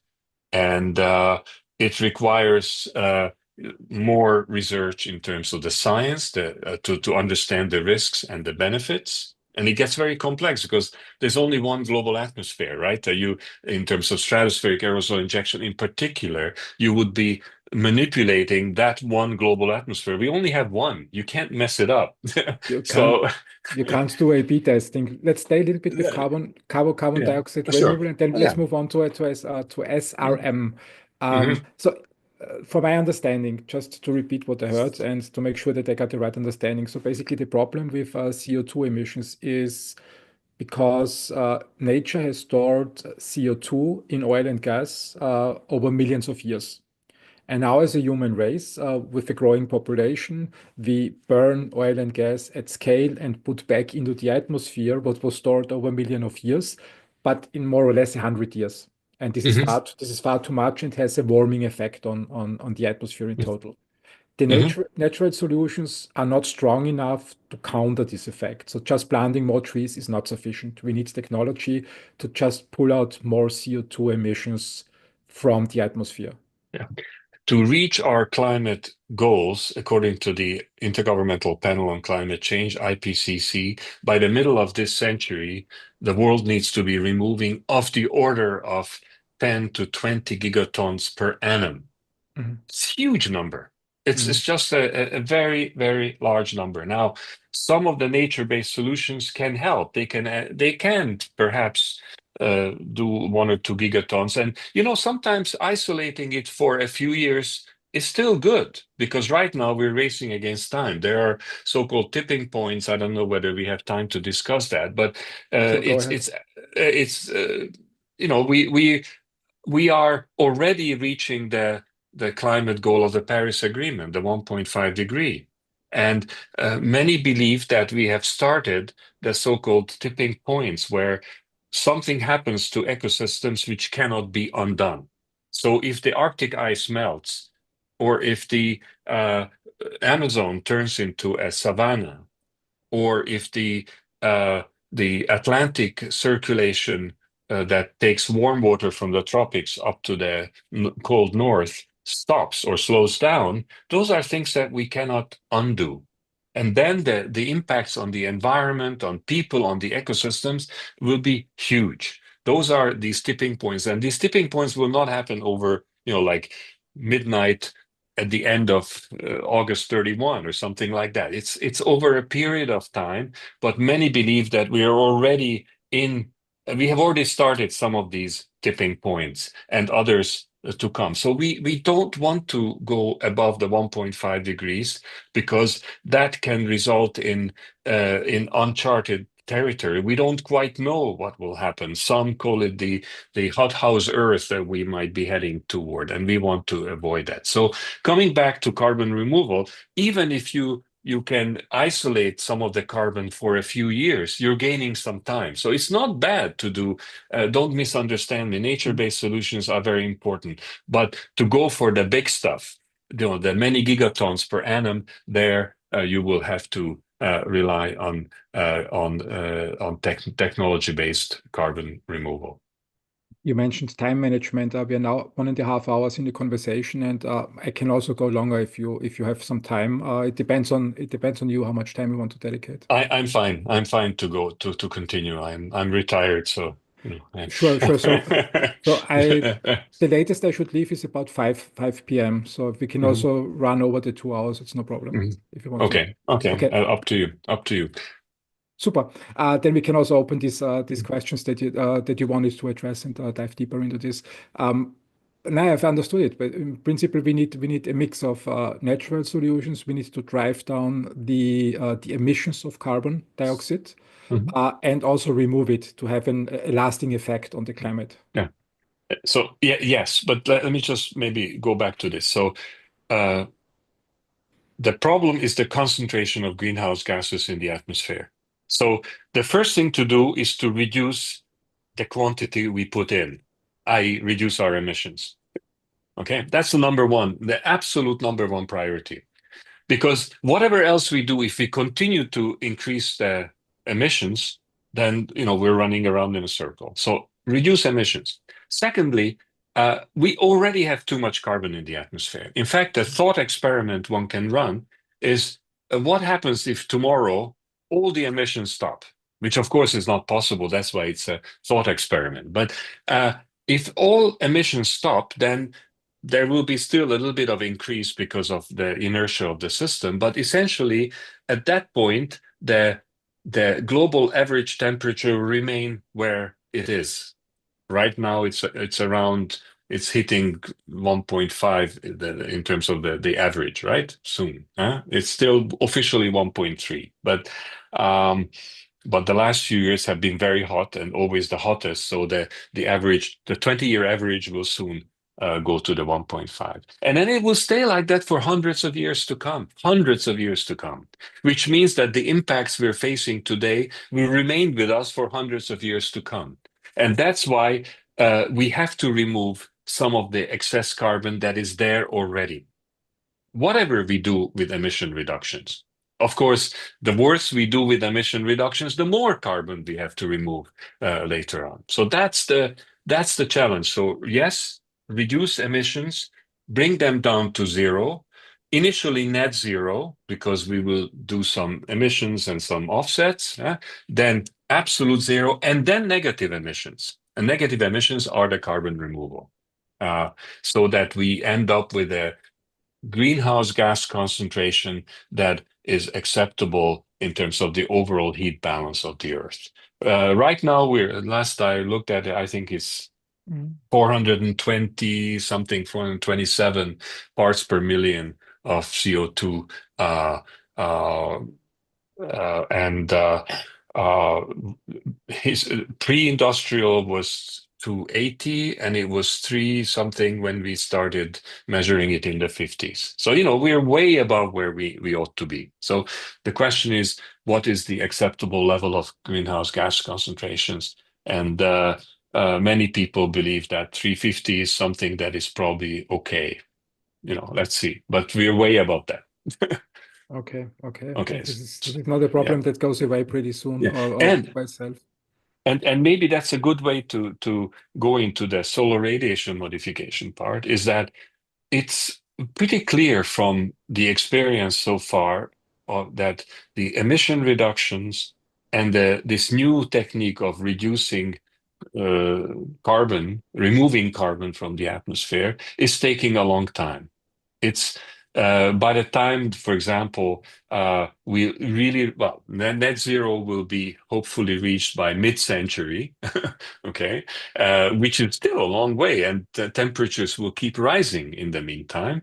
And then to go net negative, the new techniques, they will take many years to reach that 10 to 20 gigaton level or higher, depending on how successful we are with our emission reductions.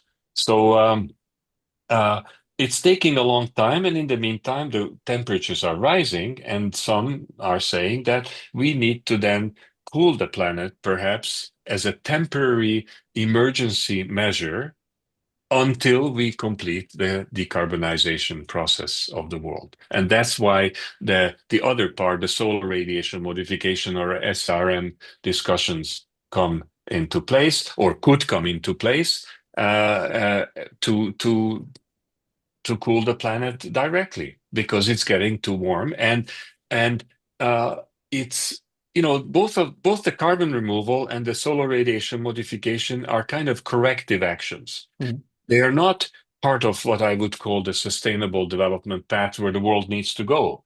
The sustainable development path being emission reductions, new food systems, circular economy, different urban planning, lifestyles, consumption patterns, all of that together is the sustainable path.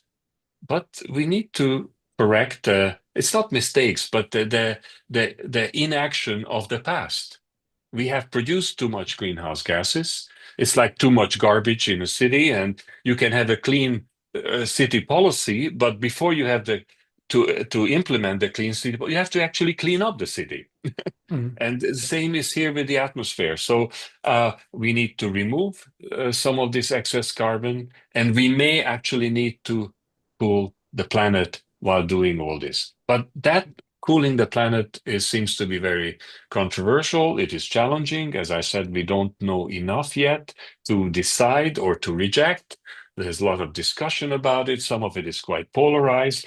But nevertheless, the world is getting warm and the impacts are going to be increasingly catastrophic. Okay, so our consumption basically leads to the effect that the planet heats up. And if we extrapolate that in the future, at one point in time, there will be extinction level temperatures, basically, that will ruin our possibility to live on the planet. And this Yeah. is pretty much a Well, problem. yeah. And that temperature is we're getting close to that. Really? Scientific analysis has shown that 1.5 is a kind of you think of it as a scientific limit that up to 1.5 degrees, yeah, even if we reach the 1.5 and stay like that, there will be lots of negative impacts, some catastrophic. There'll be big floods and fires. Thousands and tens of thousands of people will die because of excess heat. Mind you, already are tens of thousands are dying because of excess heat. So countries will disappear in the Pacific. All of that will be happening, but the Earth system as a whole will be maintained. Right. So 1.5, we can manage. We can adapt to some of these changes. We can find ways to compensate those who are really worse off and things like that. When we go beyond the 1.5, then one begins to see increasingly impacts. And it's not just after, it's every 1/10 of a degree matters, right? It's continuous. But when you leave the 1.5, then you get into these scenarios where we don't really know how the totality of the Earth system will be impacted. And then it could result in impacts that we don't really understand, the interactions with the biodiversity, with the land, with the oceans. And scientists believe that that's where these tipping points will occur, which we just talked about briefly. So you really want to avoid that. But the fact is that based on current policies of countries, we will be reaching 2.6 to 3.1 degrees centigrade by the end of this century, which is twice this limit. So this is quite worrying, and this is an analysis by the UN Environment Program, and honestly was done before the recent elections in the United States, and the fact is that the impact of this presidency on climate is a lot worse than anybody said would be the case. Both the direct effects and the indirect effects on the totality of the climate situation in the world. Direct meaning that in the United States, the efforts of the Biden administration will be slowed down. You can't get rid of it, but you can slow it down. And under the best case scenario, there will be a slower move toward emission reductions in the United States than necessary. Because even the Biden plan wouldn't have reached a Paris compatible goal. Mhm. Okay, so even then, the US was below what was actually needed, but it was already at least moving forward. So, on the best case scenario on climate will be a slower a slowing down. The worst case could actually increase emissions quite a bit in the United States directly. Now, these are the direct impacts, but then there are indirect impacts on the rest of the world. There are countries that are sort of sitting on the fence. They're not so sure. They're still part of the Paris Agreement, but who knows where they might be? They look at the United States. So, well, if they can do that, why don't we also do something like that? Um, and then there are the other indirect impacts. Uh, U.S. financial aid disappearing. A lot of that was actually going to be used for climate purposes. So all of that together, the indirect impacts can have very substantial impacts on achieving the currently set goals. So the 2.6 to 3.1 could actually be we might see the new report, because this is an annual report by the UN Mhm. Environment Program. Maybe it will be even higher. Who knows? But right now the situation does not look good. So, given this sort of context, the the issue does arise. Does one should one could one do something about cooling the planet? And some scientists say, yes, we can and we should. And others are saying, oh, no, not, we shouldn't do that. We don't know enough, the risk, the benefits, it doesn't quite work out. And then there are others, which is not sort of scientific, but important nevertheless. Some people feel we should not do something like that. We should not act like gods who can manage the one global atmosphere, that we just simply shouldn't go there. And these are valid concerns of people. So one Mhm. has to address that. And right now we haven't had the proper conversations about this at national levels and at international levels to get somewhere. Yet, especially something like stratospheric aerosol injection, it doesn't matter which scenario you use for that, it will have global impacts. So everybody will be impacted one way or another, and therefore everybody should be somehow part of the conversation one way or another. Yeah, it's definitely a controversial topic. Before we agreed on the podcast, I read an interesting post on social media, which I thought was a conspiracy theory, and it was something like that when the Industrial Revolution started, um, human race started emitting basically, let's just simplify it, dirt into the atmosphere, which this author wrote, which had a cooling effect on the planet, which explains why, for example, in Central Europe we had these harsh winters, and you see a lot of old pictures where people were skiing in regions where it's not possible today. And then he brought up the argument and the hypothesis and said, okay, look, in the 80s and 90s, human race started caring about the climate and the environment and starting removing pollution from the atmosphere, which now has a warming effect. Which I thought, okay, it's complete nonsense. But what you said about the solar radiation modification, Be careful. It is not nonsense. And this is where really, it's not. no, no, let's to be careful. So, uh, behind many controversial issues and conspiracy theories, there is a grain of truth, right? Mhm. And that's so. every human activity that burns fossil fuels results in aerosols that rise up in the atmosphere and have a cooling effect. Really? Yes. And so in the in the 60s and the 70s, when Europe was faced with, well, not just Europe, many of the industrialized regions of the global north were facing acid rain.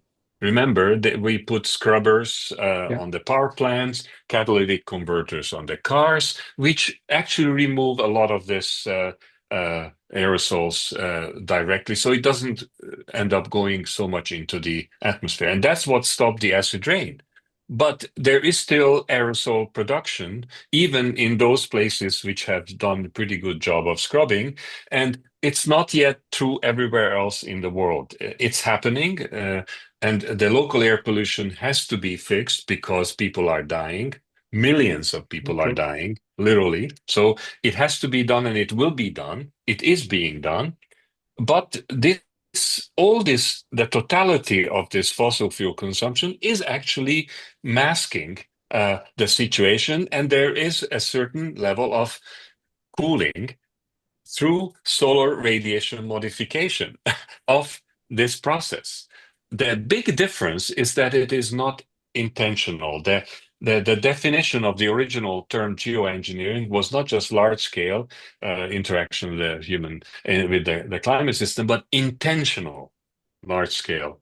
And so that's perhaps an important difference, but it is happening. And we saw a very interesting concrete example of this. The last 2 years were hotter than scientists expected. And one of the reasons was that um, the global shipping industry has been relying on very dirty, high sulfur fuels because cheaper and whatever else. Mhm. And there was an international agreement to stop doing that and use higher quality fuels. What it meant was that the global shipping, which is a lot of ships, have Huge. emitted less aerosols, and that means that the world was not being cooled as much by these aerosols, and therefore it was warmer. Okay, now should we stop and go back to high sulfur fuels? That's a different issue because that is also increasing local air pollution. If you want to do something like that, then you probably want to do a proper stratospheric aerosol injection scenario, which is it's effectively the same physics, the same science, but it would be different. So to come back to this, a human use of fossil fuels worldwide is currently masking warming. And if all of that disappeared, something like a half to 1 degree is added to the warming that we're not seeing and that we haven't been seeing. So there is some truth in the story that I've read on the internet, and it's well studied and well understood by scientists. It's pretty well studied and it's pretty well understood. Like everything else in atmospheric science, it's not perfect and not everything is known in all the details, but it is pretty well known and it is pretty well accepted. And if you put it this way, you look at the IPCC reports, the Intergovernmental Panel on Climate Change, and you find assessment of this situation in those reports. Okay, okay, that's very interesting. That's very interesting. And now the question with solar radiation modification is, can we do it in a more controlled way, and not just serendipity or randomly, like with the shipping industry, we say, okay, we Mhm. have a cooling effect, but more on a Yeah. controlled level. Or for that matter, like a volcanic eruption, because that's also a way for sulfur aerosols to get into the stratosphere. And scientists even measured. There was a 1981 eruption Mhm. of a volcano in the Philippines, and scientists measured that after that eruption, the global temperature went down by about half a degree for about a year and a half. So that's the same process. So, well, this is where there is science and research has been taking place over the last few decades on this issue, and scientists are pretty sure that it would work, that it could be done in a controlled way. By controlled way, I mean to develop methods to distribute these aerosols in the stratosphere, the way it would be the ideal this diffusion method. Where the problem starts is that we don't know enough about the specific way the global temperature reduction will impact the climate in different situations.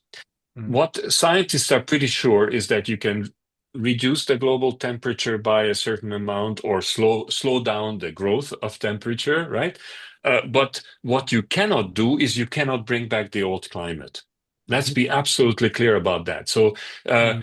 and the climate means wind, rain, precipitation, seasons, all of that, which is already changing with climate change. The monsoons are impacted, the rainfall patterns, the hurricanes, it's already changing.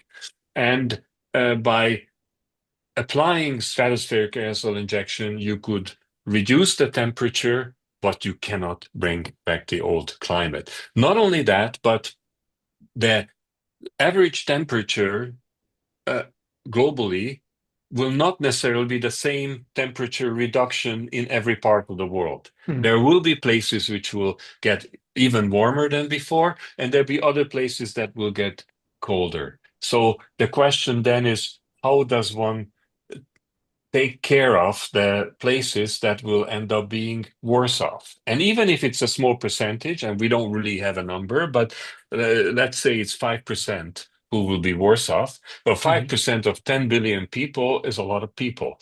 So you have to you have to find, and this is part of the governance challenges. And I would like to say that yes, we don't have enough science yet to reject or accept, but for me, the science is the less difficult part. Mm. Given a certain amount of research and focused mission-oriented research, we can figure out the science. And it's happening. I mean, it's more and more papers are coming every day. I see in my inbox new articles, peer-reviewed articles on this impact, that impact. So it's coming. But what is more difficult is these governance questions. First of all, who is going to decide whether or not we should do solar radiation modification? And then once, even if we do decide, who is going to set the global thermostat? Maybe your country wants a reduction of half a degree, the other country wants 2 degrees. How do you agree to Yeah, that? but I And think then, it's what? Yeah. but from what you say, this is not possible. So I understood that in principle there is technology, or there's some research around technology, Mhm. which where you have the possibility to cool down the planet Mhm. in general, and Yeah. people understand how they can do it, and there's a lot of research going on. But you cannot promise a result locally. So what you can't do is cool down the planet and say, here in Vienna, I can guarantee you, you will have your 4 seasons, you will have snow in winter, and you will have Yeah. moderate summers. It can be something. That is correct. So the models, the scientific models are pretty sure that how much global average temperature will be reduced or not by using this technique. And there are even indications, increasingly better indications, because modeling is improving and Yeah, with AI computer possibly. systems are improving, and some hope that through AI, the interpretation is going to improve as well, that there is increasingly more and more information of how these changes will occur in different parts of the world. Whether we ever get to the point where we can say that in Vienna you can guarantee to be between 1.5 to 1.7, I don't think it will ever happen. Okay. Mm. And so we need to find ways, but then we don't know that either with the current I mean, we are emitting greenhouse gases, and we cannot tell for sure Mm. what the temperature in Vienna will be in 2035. We have a rough idea how in that part of the world the climate will evolve based on the currently assumed concentration of greenhouse gases, but it's a rough idea, and that's the same if the stratospheric aerosol injection is going to be used. So you can spin a lot of scenarios around that. You can have the best case scenario. We fix the climate problem, and we have a wonderfully cooled planet with an intact environment for all human beings. Or you come to these rare random results where you say, now you have a perfect habitat in Greenland. Everybody could potentially live there, but you can't live anymore in China. Well, Bad luck. look, the present studies that have been done are not showing this kind of extremes. Okay. Okay, so I think that from a scientific point of view, the modeling that is available to us today seems to indicate that, broadly speaking, there will be a fairly good general reduction of the global average temperature, recognizing that this will be not completely equal across all regions and all parts of the world. And some studies indicate specific areas where the temperature will not go down, and other places where it will go down more or less. So that information exists and is Mhm. getting better every day. So I think we will be able to get, I would say, fairly robust information, again, at a broad level of generalization, but not in terms of cities or specific areas of countries, and predict what the not even the temperature, let alone the climate, will look like in the future. And that's part of the challenge, and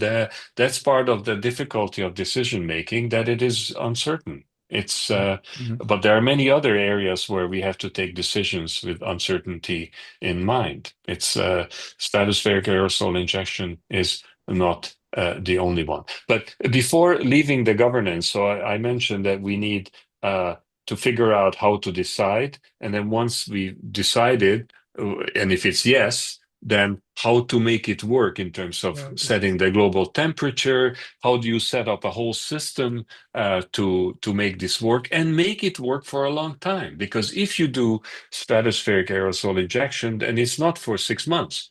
You're going to have to do it for 1 or 2 generations. Mm. That's the kind of length, and you have to make sure that you know before you start, how do you stop and how you will stop, not just when, but how.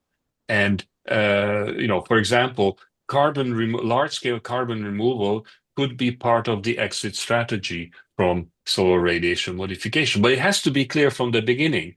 Otherwise, you just start solar radiation modification, you can be in this for a long time to come. So I think the basic idea everybody agrees on that we need to keep our planet habitable for the human race, and this is not is a no-brainer. Um, Governance is one problem, so one day it will be solved and people will have discussed it. Um, the question for me then is, do we really have the systems today to put it into practice? I mean, when I think about the solutions that we can use, it's governmental solutions. But when I think about Europe, when we involve a lot of governments, processes become bureaucratic, they become long, they become slow. And at the end of the day, when I think this cloud service from Europe, Gaia, it was shut down because it just didn't really move forward, which was a joint effort of many governments here in Europe. It didn't work at the end of the day. When I think about private solutions like SpaceX, for example, or Starbucks, when you put it into a company, uh, the likelihood that something comes out of it is maybe a little bit higher. It can be faster. People can work hard. You just have to pour money into that. You can set up a lot of startups when we go the US way, and you just let them compete against each other, and the best solution wins in the fastest. But then you just have one company set up for generations that has the power in hand to modify the climate. How do we, what are the thought processes behind putting it into practice? Well, a part of the problem is that societies haven't started the thought process of wanting to put this into practice, and Oh, okay. that's the so to develop a technology, it's easy. I mean, mm, we, mm, I mean, I don't want to make it too easy. It's not that easy, okay? But it's not an insurmountable problem mm, to modify an aircraft and build many of such aircraft to spray different kinds of aerosols into the stratosphere on an ongoing basis and set up a monitoring system to make sure that you don't do too much, you don't do too little, and you keep the average global temperature in check. It's not that complicated. What is complicated is to, first of all, accept or not the fact that you want to cool the planet. mm, And that requires a societal discussion. Now, you can have a private company do something that maybe kickstarts such discussion because something is happening out there. But a private company cannot solve this problem. It can only be solved by societies through some kind of societal action and indeed eventually some kind of government action and in different ways in different societies. So the first challenge that we face in terms of governance, and let's just remember, governance is not just governments regulating. Governance is a broader concept of different parts of society working towards some kind of objective.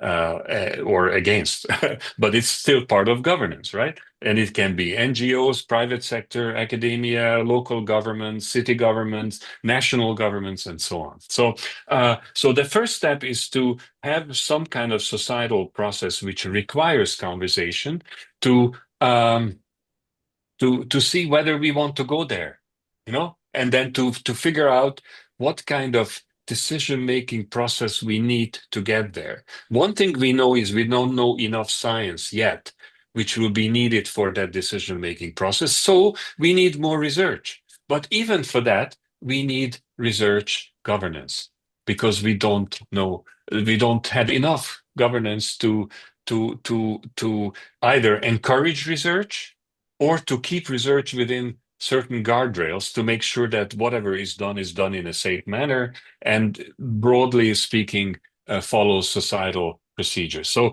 even before we can think of governance to decide or not, we have to have some kind of governance to allow more research to take place within guardrails and boundaries. So all these things need to happen, and and once they happen, then you can have private sector come in and come up with fantastic solutions for specific areas. I mean, we have for carbon removal, mm, that's basically what we have already. The governments have been discussing, there's been societal discussions, and while not everybody agrees, but broadly speaking, societies have agreed that carbon removal is part of their climate response. And so what we have now is we have hundreds of different private sector companies working on new initiatives, new ideas, new technologies. Some are better than others. Let 1,000 flowers bloom, and eventually out of that will come not one, but a number of solutions that are the best for removing carbon. Fantastic. For solar radiation modification, we don't have that kind of societal situation. Yet we have some work companies, some both for-profit and non-profits, who are mm. beginning to develop these techniques, these technologies, in a vacuum, in a social license vacuum. Okay. Let me slightly twist it. I think Oh, did I this did cannot this. hear you. Oh, is my sound gone? Hello? Hi, I can hear Oh, you very okay. well. It's okay. Yeah, Oh, it's better. super. Yeah, yeah. Super. Are Something you back? happened. Okay, good. Let me Okay. just. I think when I think back to the 80s, 70s, I think the word that you described is perfectly fine and was perfectly fine up until mid 90s. Basically, government sets the regulations and then the private sector is doing something.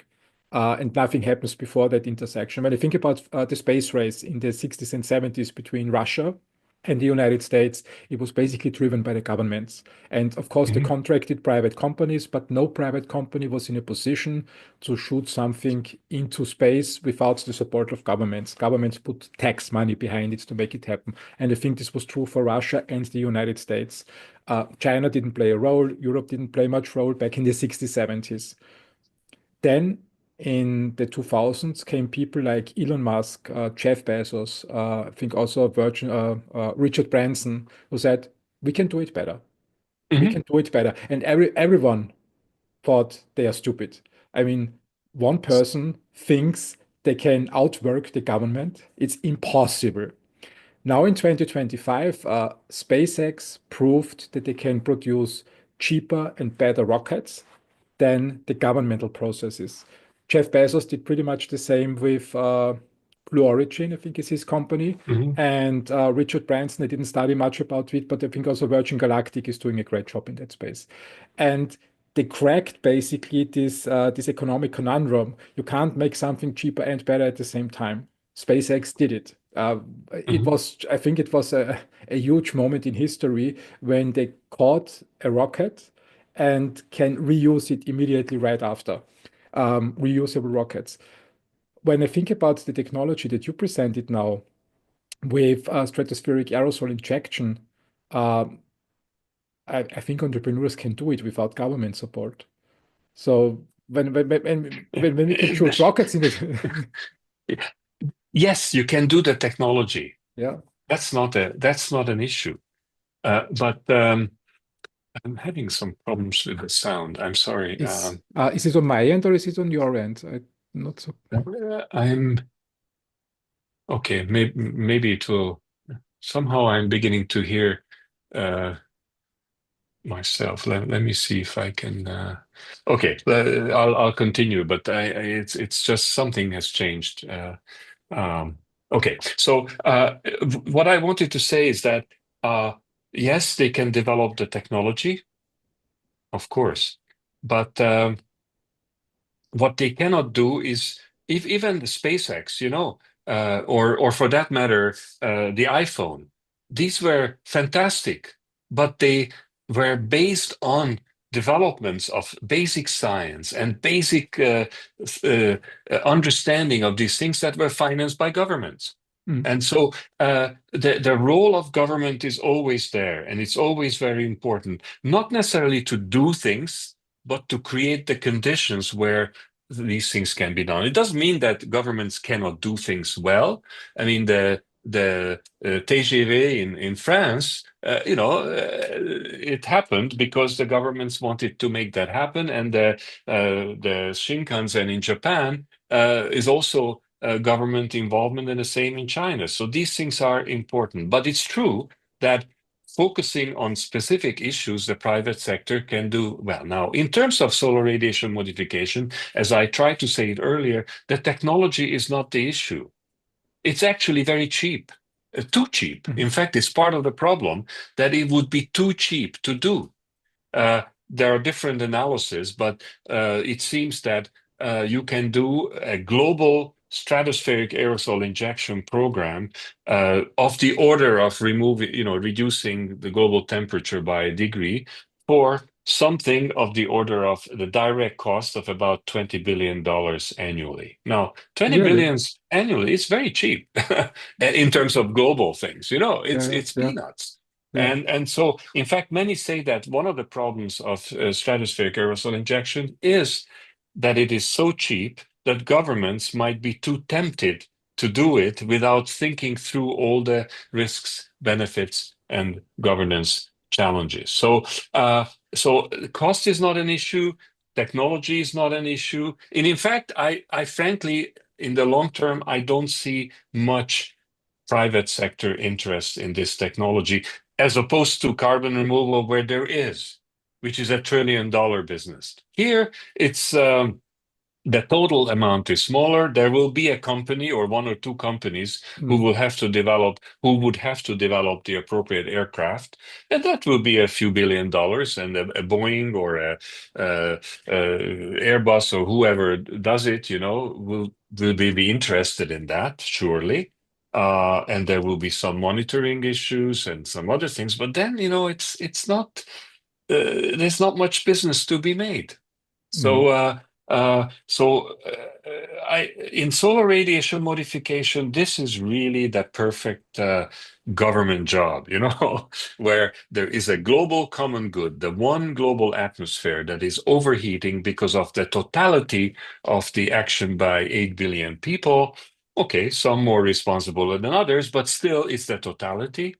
and something has to be done. And this is the perfect situation where governments need to get together and say they will do it. Now, the challenge that we face is that um, will governments come together in a civilized way?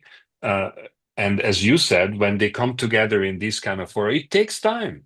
It's Mm. slow. It's difficult. It's very difficult to do these things at the level of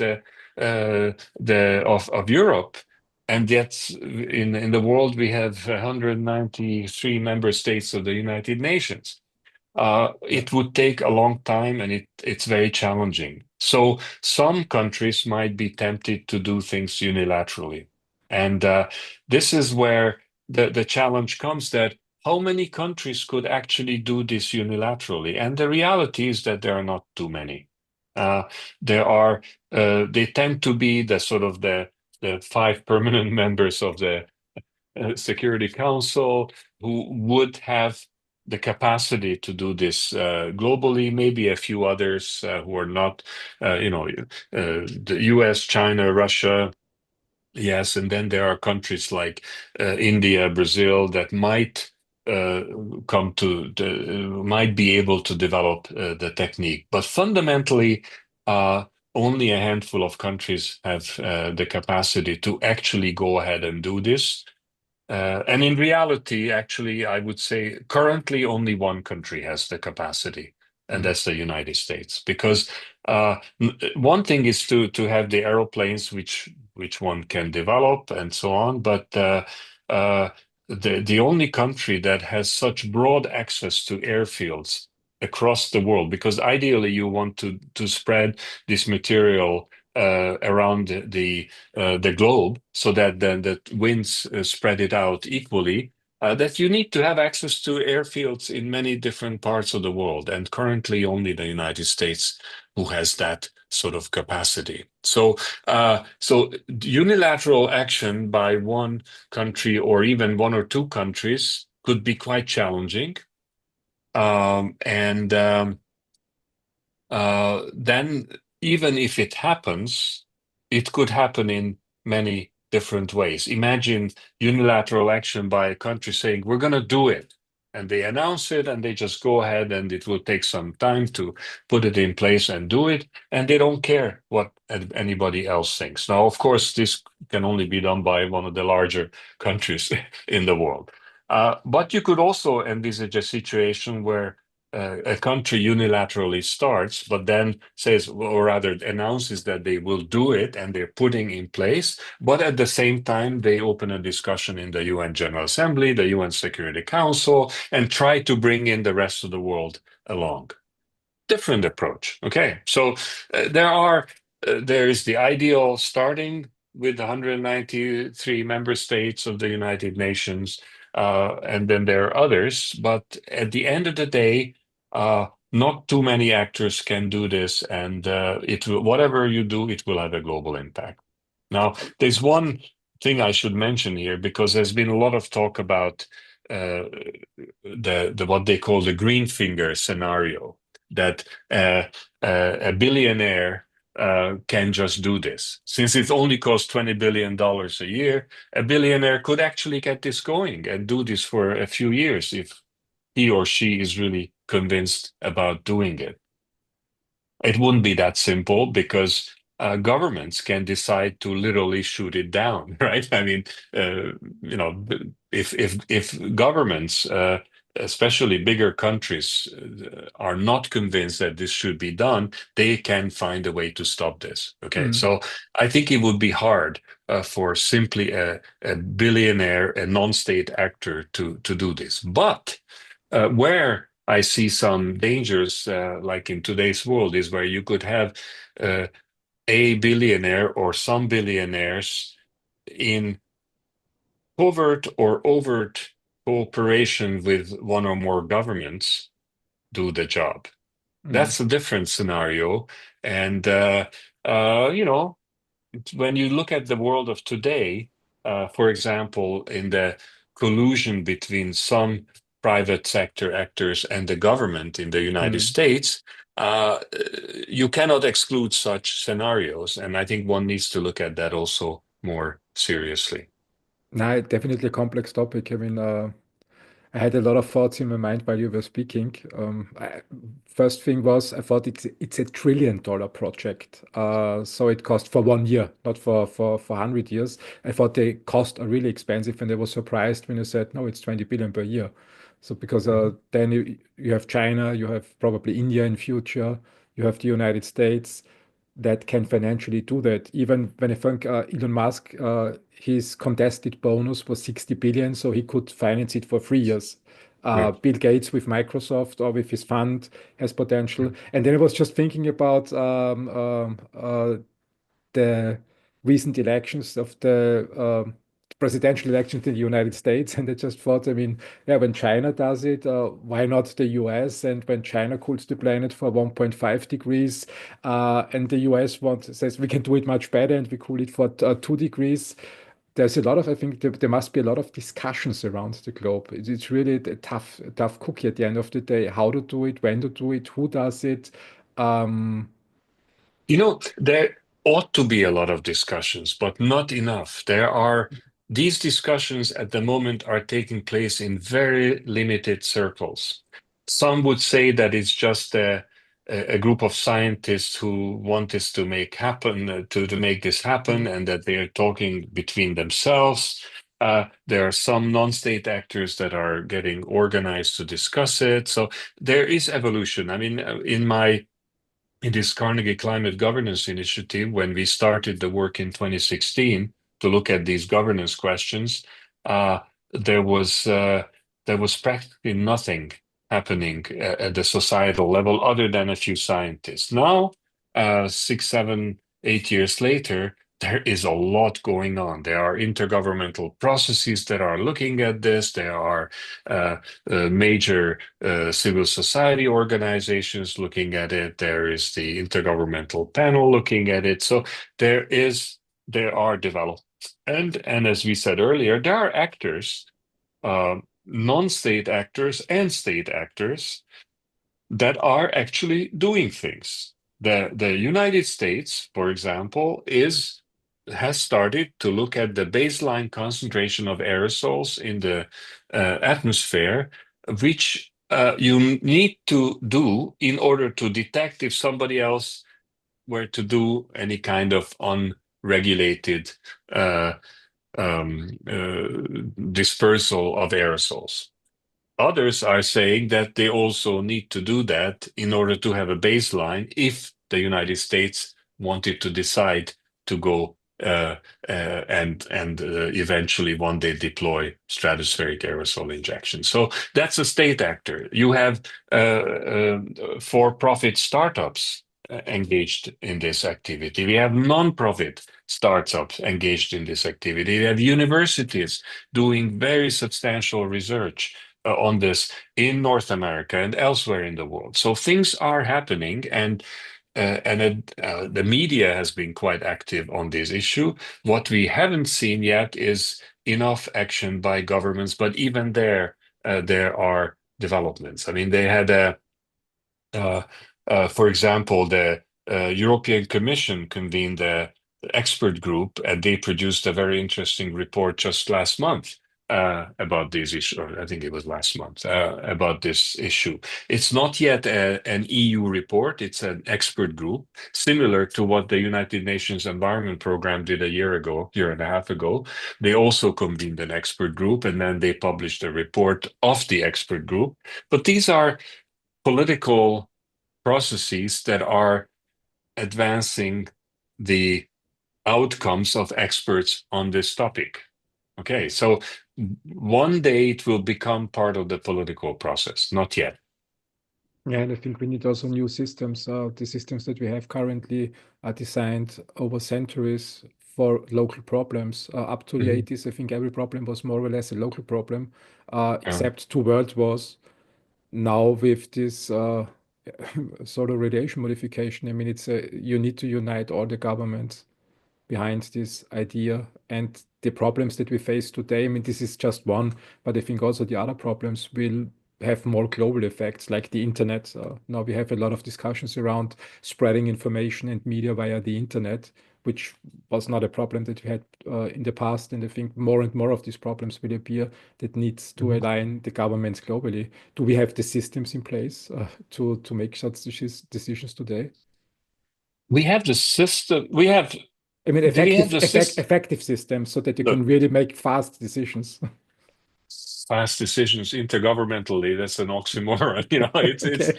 no, it always takes Yeah. a longer Yeah. time, but it's possible. And Mm, lately there has been it's more challenging these days to do things at a multilateral level than it was maybe a few years ago, but it's not impossible. It's not impossible. And I think we are coming to a situation where the the situation demands that something of this nature happens, because it is getting warmer and the impacts are going to get increasingly catastrophic.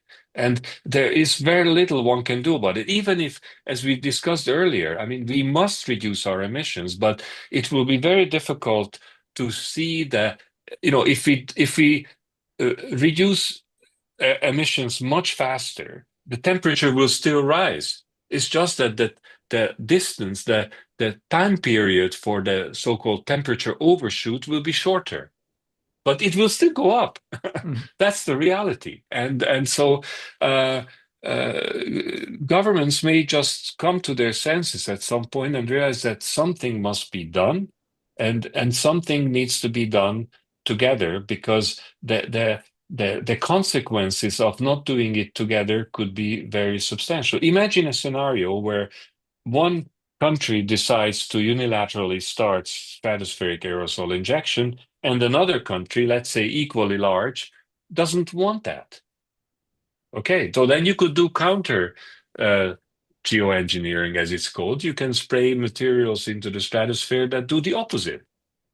Is this the kind of world we want to get into? So mm, there could be many reasons why governments may be forced to do things that today maybe they're not ready. But we have international processes where these discussions can take place.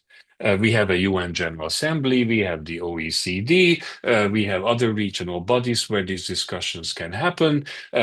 So we have international scientific cooperation through different governmental and non-governmental bodies. So we do have institutions where one can start working. And one can start working toward research governance, and one can start working toward an eventual decision-making process, whether or not. Then, whether then new institutions need to be put in place to see how it will be done. If the decision is yes, because it could be no. Huh? Let's face it. I mean, this is not inevitable that the world will have to use uh, solar radiation modification, or more specifically, stratospheric aerosol injection. It's not a given, and it could be decided no, no way. But then the world also has to figure out what to do. What are the implications of the no? Because mm. the temperatures are still rising. So you can adapt to a certain level of temperature increase, but to adapt to a 3-degree warming is cuckoo land, to put it very simple in scientific terms. It just cannot happen. There are limits to adaptation. There are, first of all, financial limits, technological limits, cultural limits, and so on and so forth. So uh, so, but we have institutions. We just have to make use of them to get going. Yeah, I think what we need is global collaboration, and I'm a huge advocate for global collaboration and to continue that, despite some news that I read on the internet these days that some people don't want that. I think the it was the time that I grew up. It was post Cold World War, a Cold War, and in the 90s it was all about collaborating internationally. And I think the the prosperity that we had in the last 3 decades and the peace that we had mostly, I mean, we didn't have a huge world wars, are a result of global collaboration. And I think we just should continue that. The Mhm. question that I have to you is you led the Carnegie Climate Governance Initiative from 2016 to 2023. And I Yeah. always wondered what role plays such an initiative in the decision-making process globally when we think about climate interventions. So this initiative, it was set up in 2016, officially February 2017, but in practice 2016. And our mission was quite simple, is to bring to the attention of governments the governance challenges related to these new emerging techniques, both on carbon dioxide removal and solar radiation modification. And, after a few years, we decided to focus all our attention on solar radiation modification because by the time the net zero goals of countries became clear, then it was also clear that carbon dioxide removal will have to be part of it. So it was no longer for carbon removal, it's no longer whether or not. The issue was maybe which technology, who pays, all of those questions, right? But we felt that the focus would need to be more on the solar radiation modification. So our focus was simply to bring to the attention of governments what these challenges are. And I think it was, I think we did pretty okay in doing that. And we talked to many governments directly. Over 80 countries we addressed directly, either bilateral meetings in capitals and or meeting their permanent representatives to the United Nations in New York at the ambassador level. So, and we also had briefings to groups of countries, G77 and China. That's the big group of developing countries in the United Nations. The African negotiators. We briefed the UN Secretary General. We briefed senior officials in the European Commission, and so on and so forth. So, in terms of getting this knowledge through, I think we did pretty well. Then you can ask the question, what were some of the key outcomes of this, and other than general knowledge, and maybe some breakthroughs. And I think it's fair to say that our most important concrete outcome was that we catalyzed this first draft resolution at the UN Environment Assembly back in 2019, because that was really significant. And from our perspective, C2G's perspective, the focus was not on the actual outcome, although the actual outcome would have been nice, but the focus was on getting the conversation going, and we did that. We got the conversation going, and there were people who were totally not ready, and there are others who wanted this, others who wanted that. It showed that it requires a lot more diplomatic work and a lot more research results to have that kind of discussion. But we were able to bring this to the countries, and even though the resolution was not successful, it was attempted again a few years later, last year, still not successful for different reasons, but it is not going away. The issue is there on the agenda.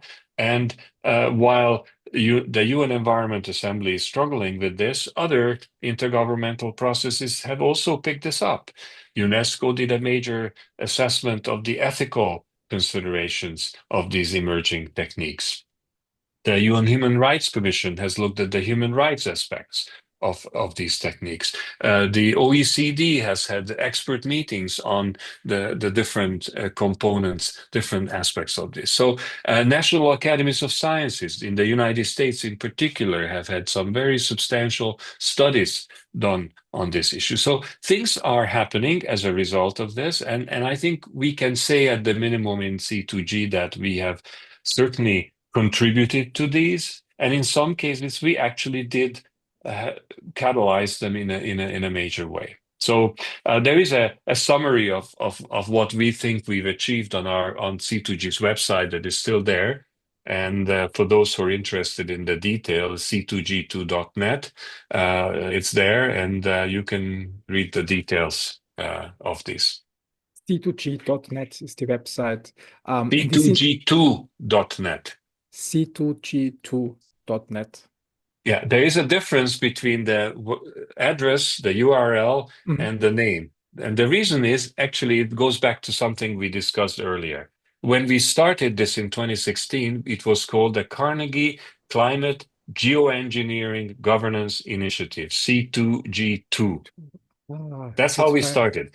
But That's fine. after a few years, we realized that the word geoengineering just complicated our life. It was something that, as I said, even the IPCC has stopped using.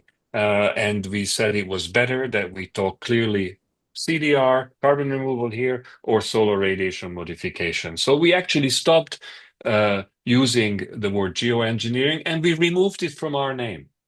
But So, not from the but website. no, it would have been too complicated for a, we were not an organization that we wanted to, we had always envisaged C2G as an initiative for a few years. Mm. Okay, so this would have been too complicated to change the URL, the website, everything else. So we decided to leave it that. So it is c2g2.net, the website address. So basically, the purpose from such an initiative is within a limited time to raise awareness for an issue, start a discussion, bring it into the intergovernmental negotiation processes, and raise awareness for an issue. This is the defined goal. Mhm. And after Yeah. some years, it is automatically shut down. So this is not planned to last forever.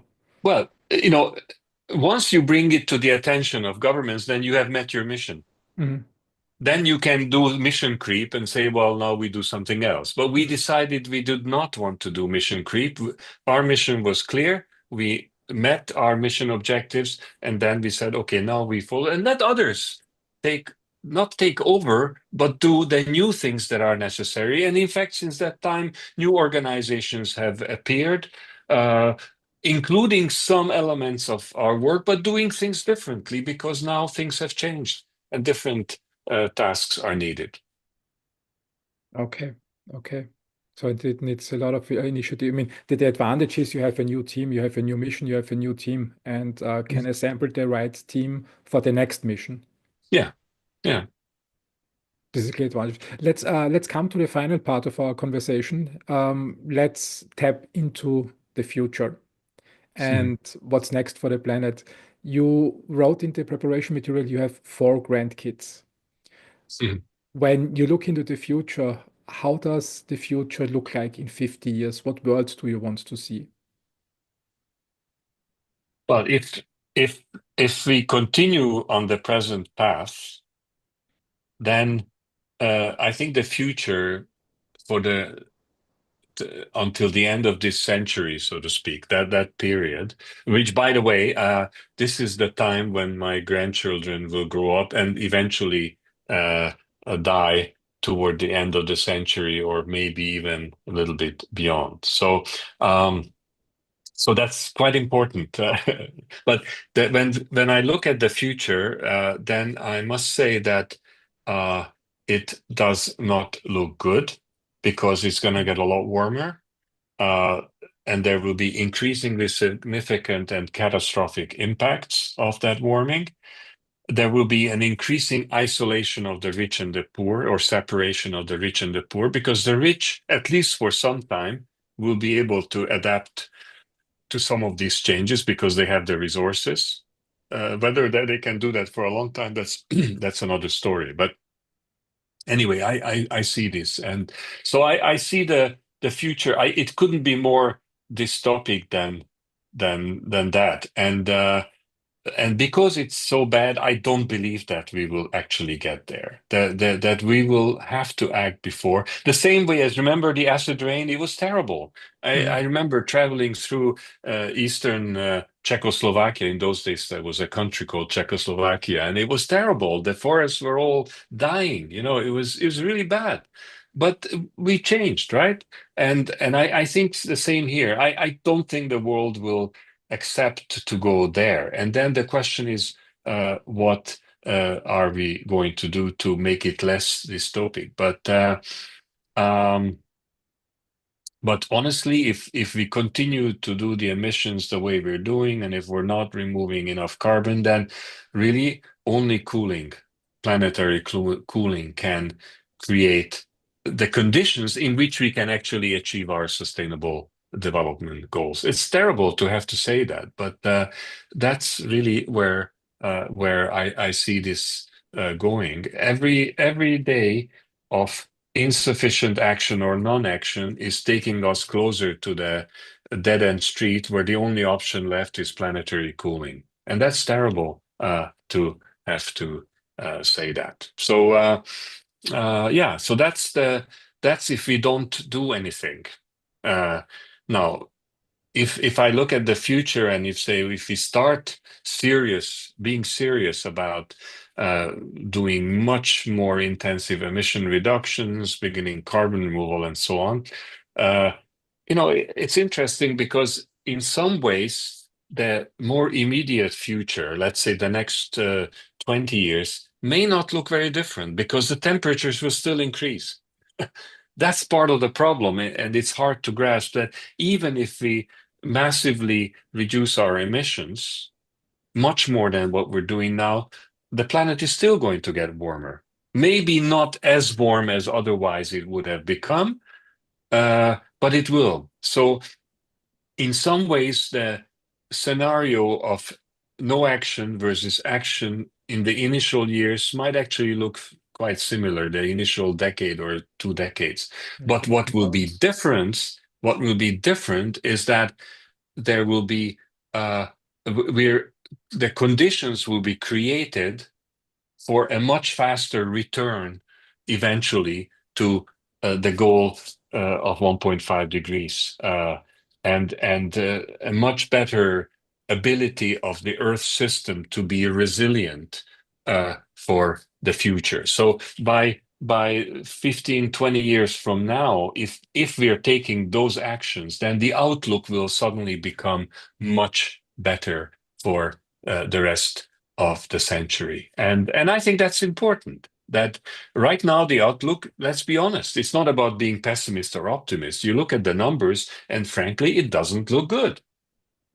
It doesn't look good. And not just it doesn't look good, but even the current actions are not only not enough, but in some cases, again, going back to recent elections in certain countries, it's actually looking worse than it did a year ago. So it doesn't look good. But if we can really do these massive improvement in emission reductions, beginning to start removing carbon in a serious way, maybe we don't need, and we can do much more adaptation. Maybe we can actually get away from doing planetary cooling altogether. And that would be really nice if we could do that. That's true. That's true. I think science fiction has a lot of visions for the future, like Mhm. Mad Max. I don't know if you have seen the movie. It was with Tina Turner, I Mhm. think, in the 80s, 90s. Now Yes, it's I've seen them, and I'm very much hoping that we can avoid that kind of a future.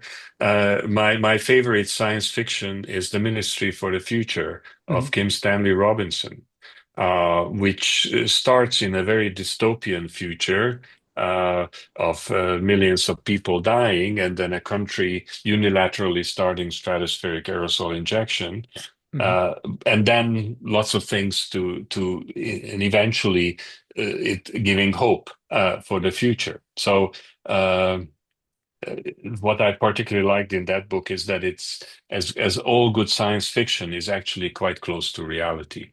And but anyway, it's science fiction is an important source of ideas, and it's really about the narrative. There are different narratives. You asked me briefly about how I see the futures. I think this needs much more stories to tell what the future will look like under these different scenarios. So and in a way that people can understand it, because I don't think people even people who have been thinking about these issues, they don't see very clearly the story of how this is going to look like. Mhm. Like this idea that even if we do all these things, the next few decades actually may not change very much right away. It will take a bit longer for those changes to come into effect. Things take a long time, not just intergovernmental negotiations, but interaction with the atmosphere and the ocean, and all these things take a long time, and there's a lot of inertia. So these things can't happen overnight. But it compounds at the end of the day. So when you start today and then you have a little bit every year, it compounds Mhm. and then it accelerates. The book, so your recommendation is the Ministry, what was it? The Ministry, I have the Ministry book for on my the bookshelf Future. for the future. It's a Uh, good book. It's a good book, worth it's reading. it's there behind me. I have it. I I have can do it.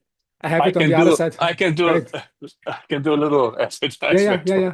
I have it on the bookshelf, but it's further away from my end yeah, behind the okay. So computer. this is a good I have one. not read it yet. I have not read it yet. So Yeah. do you see, I mean, we have all these dystopian futures, so where we say Mad Max, and also the book that you presented starts with a dystopian future.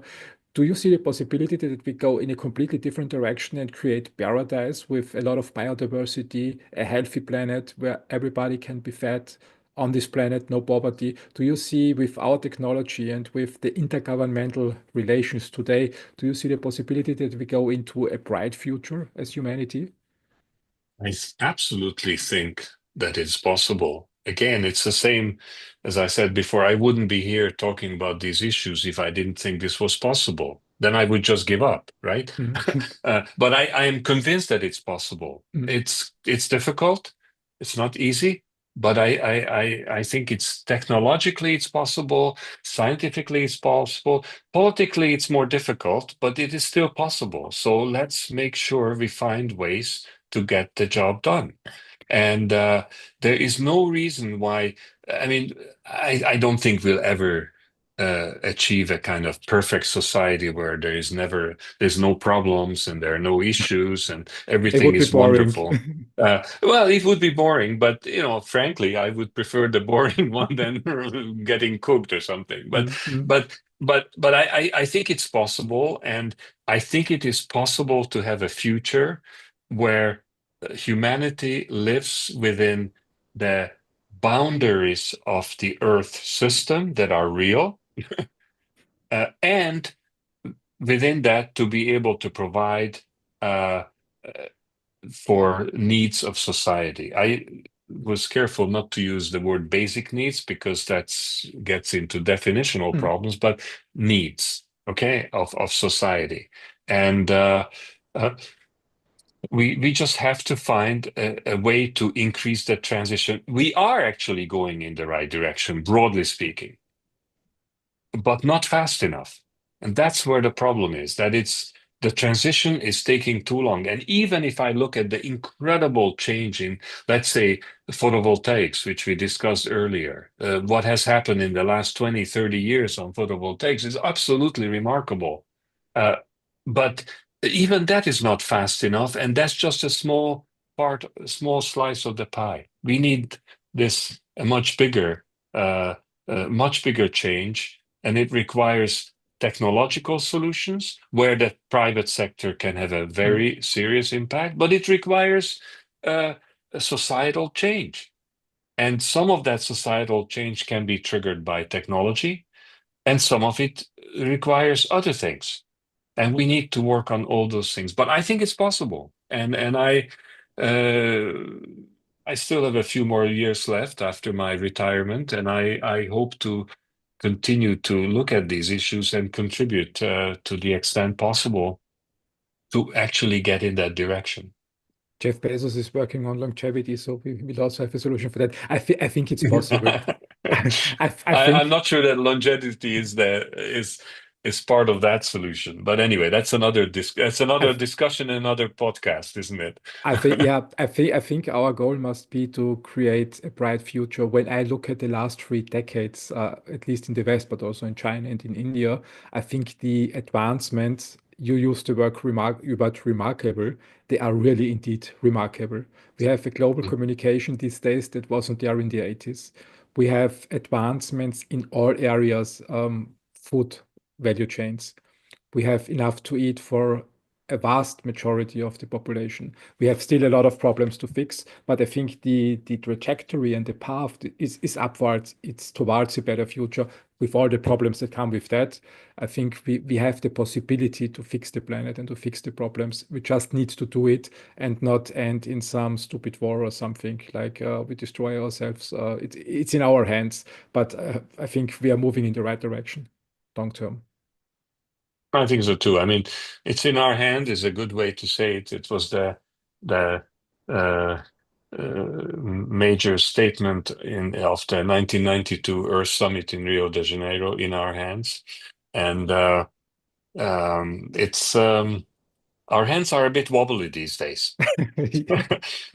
So we need to make sure that the hands are clear and firm, and they're going in the direction that was so well outlined in Rio back in '92, or where we need to go, and then reconfirmed in the Sustainable Development Goals of 2015, and so on. So I think we can do it. I'm convinced. Let's Let's. assume let's assume that tomorrow a ferry comes to your place and gives you the possibility to enforce three actions to move towards a better future. Three actions for 2025.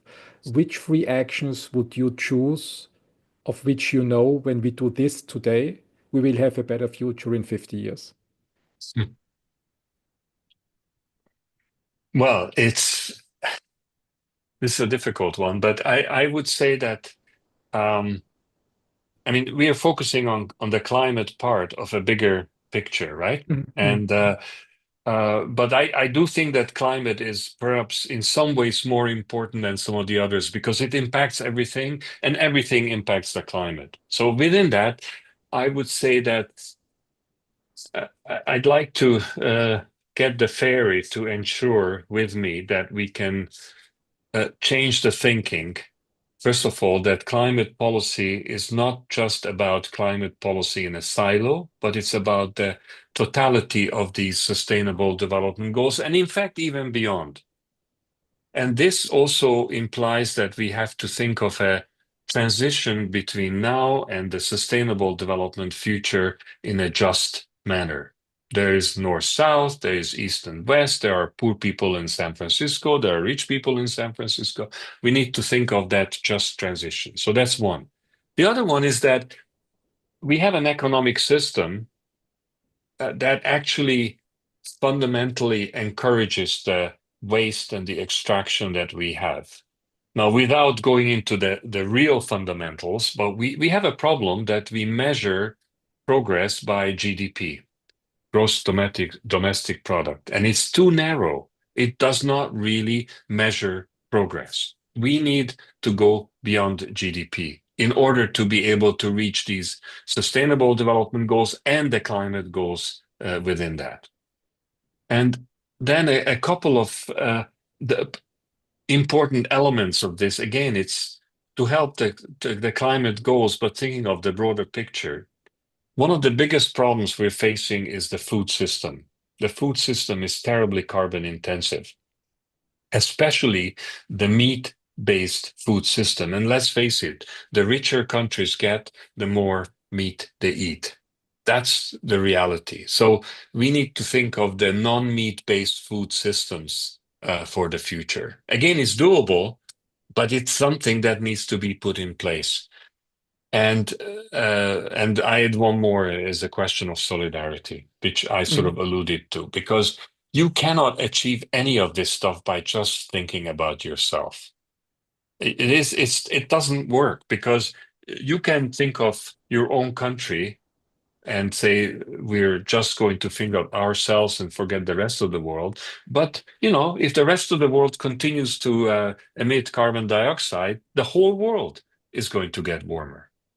And if the rest of the world continues to produce plastics and throw them away, you will still be swamped by plastic waste in the Gulf of whatever you call it. So it's these are the realities of our world. So which means that you have to have solidarity, a kind of uh, um, enlightened self-interest that yes, it is not just in our own interest, but it's to help the others is in the interest of the totality of society. And so in that context, again, to look at some of the practical realities of cutting down an operation like USAID from one day to another, I'm sorry, that's a wrong signal to the world. That's not going to help us. Mhm. So That's this is the kind of things that I'd like the ferry uh, to help. But then there is one more thing, which is how to make this happen. And this is where the role of the politicians is so important. The politicians have to lead to bring society around to these issues. Because at the end, whether you live in the so-called Western democracies or you live in countries with different systems, you need to bring the people around one way or another. And that's that's the work of politics. And so if this fairy could help the politicians to bring the society around with them, because otherwise we'll be stuck with the short-term, uh, the election, 4-year election cycles for the politicians, the short-term financial reports of the private sector, and all of that. So we need society to come around, and only the political process can do that. Yeah, that's true. We need visionaries that leads people into a better future together and not separated and divided. When I look at the young, from building on what you said, when I look at the young population, I mean, many of them are frustrated these days, and what they do sometimes is civil disobedience and protests and destroying things to raise awareness for the problems we have with the climate change. In my opinion, it's not the best way to move forward. How do you see this topic of civil disobedience to get people going? What's your advice to a young population? Is this the best way to handle things, or is there a better way? Look, first of all, I don't think it's my job as a pretty soon uh, over 70 years old person to give advice to the young people after we messed up the world for them. So I think young people need to figure out for themselves what is the best way for them to move forward. But I do think that civil disobedience and mass movements can help, and they do help. Mhm. Now, whether you want to glue yourself to the autobahn or whether you just walk out and keep repeating slogans, or you stuff envelopes, or whatever you do, Mhm. there are different people are prepared to do different things, and in different societies, different things will work. But in the end, uh, what is happening globally is having an impact. I know it's happening in Switzerland. There were some court cases. Young people did all kinds of things with the banks, and at the end of the day, it does raise awareness. It does raise the importance. Look at what Greta Thunberg did with her Friday for Schools. Schools for it's just amazing. So yes, different things can be done, but without those, we're not going to move forward. Now, those movements will not necessarily change the world. The political process will change the world. But part of what the political process listens to is precisely these activities by young people, and not just young people. We have the grandparents for climate change in Switzerland, and the grandmothers who took the government to the European Court. So the different people do different things, and there were some old people who glued themselves to the autobahn as well. Yeah. I think when you mentioned that we messed up the world, I'm now over 50, and I don't think that anybody intentionally messed up the world for the next generation. I think the problem is that every generation has to solve the problems in their time. When I think back to the 50s and 60s, where my grandparents were basically teenagers, 40s, 50s, 60s.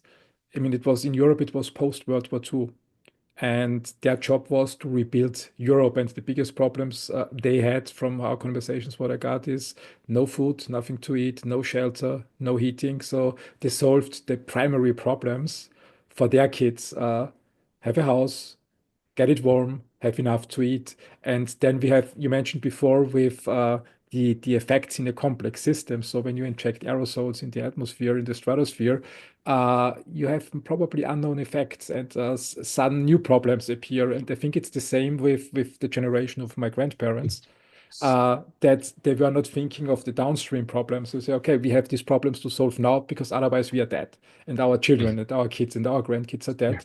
Hopefully, they have enough to eat. And then my generation has to deal with the aftermath and say, okay, now we have the systems in place. They are not perfect. Now we need to fix them. And the kids that are now in their teens and early 20s have then to solve the next downstream problems. And I don't think this will ever end. It's a Yeah. permanent Yeah. improvement process. So I agree with you, but there are some things that one needs to Mm, say. On climate, we've known now for over 5 decades of what the problem is and what the solutions are. mm, In 1992, we developed a pretty forward-looking, pretty interesting, and pretty well-crafted international treaty of what to do about it. So, yes, it's not intentional that we messed up the world, but I think it's fair to say that for the last 30 years, we knew mhm. exactly what had to be done, and we didn't do enough. And it's really Okay. our generation. Okay. That is something we can say. And that's what Greta Thunberg is saying. And I think that's it's not like the individuals in my generation that we said, okay, we're going to screw up the world. We don't care. We just want to buy this Ferrari and we'll be all happy and live. That's not the way it worked. Mm, But the collectively, that is the way it is. That we have known, governments have known, and individuals on the whole have also known for decades what needs to be done, and we haven't done it. okay. Okay. So we So need to move a little bit faster. yes, It's the call yes. to action, not just Mhm, the next generation, but our generation. mhm. Janos, Indeed. Janos, it's really great talking to you. Just check the time. We are now 3 hours in our conversation, and I should head to the next meeting. And we have, I think I counted 2 or 3 ideas for new podcasts. I really enjoyed listening to your stories and get much more information. And you helped me understand the problem better and also the solutions that people are working on. And I also like especially like the last part, where you raised this my awareness of that we are really moving too slow and we can move faster and we have it in our hands and should focus more on keeping our planet intact for the kids and the grandkids and not focus on other things like having stupid wars somewhere in the world, but really fix the problems to have a brighter future for humanity. Janos, thank you very much for your time. Thank you very much. I appreciated our discussion, and let's hope that this contributes a little bit to the broader discussions we need to have in society. Thank you. I totally agree. Janos, have a great weekend and let's catch up soon. Okay, take care. You too. Bye bye.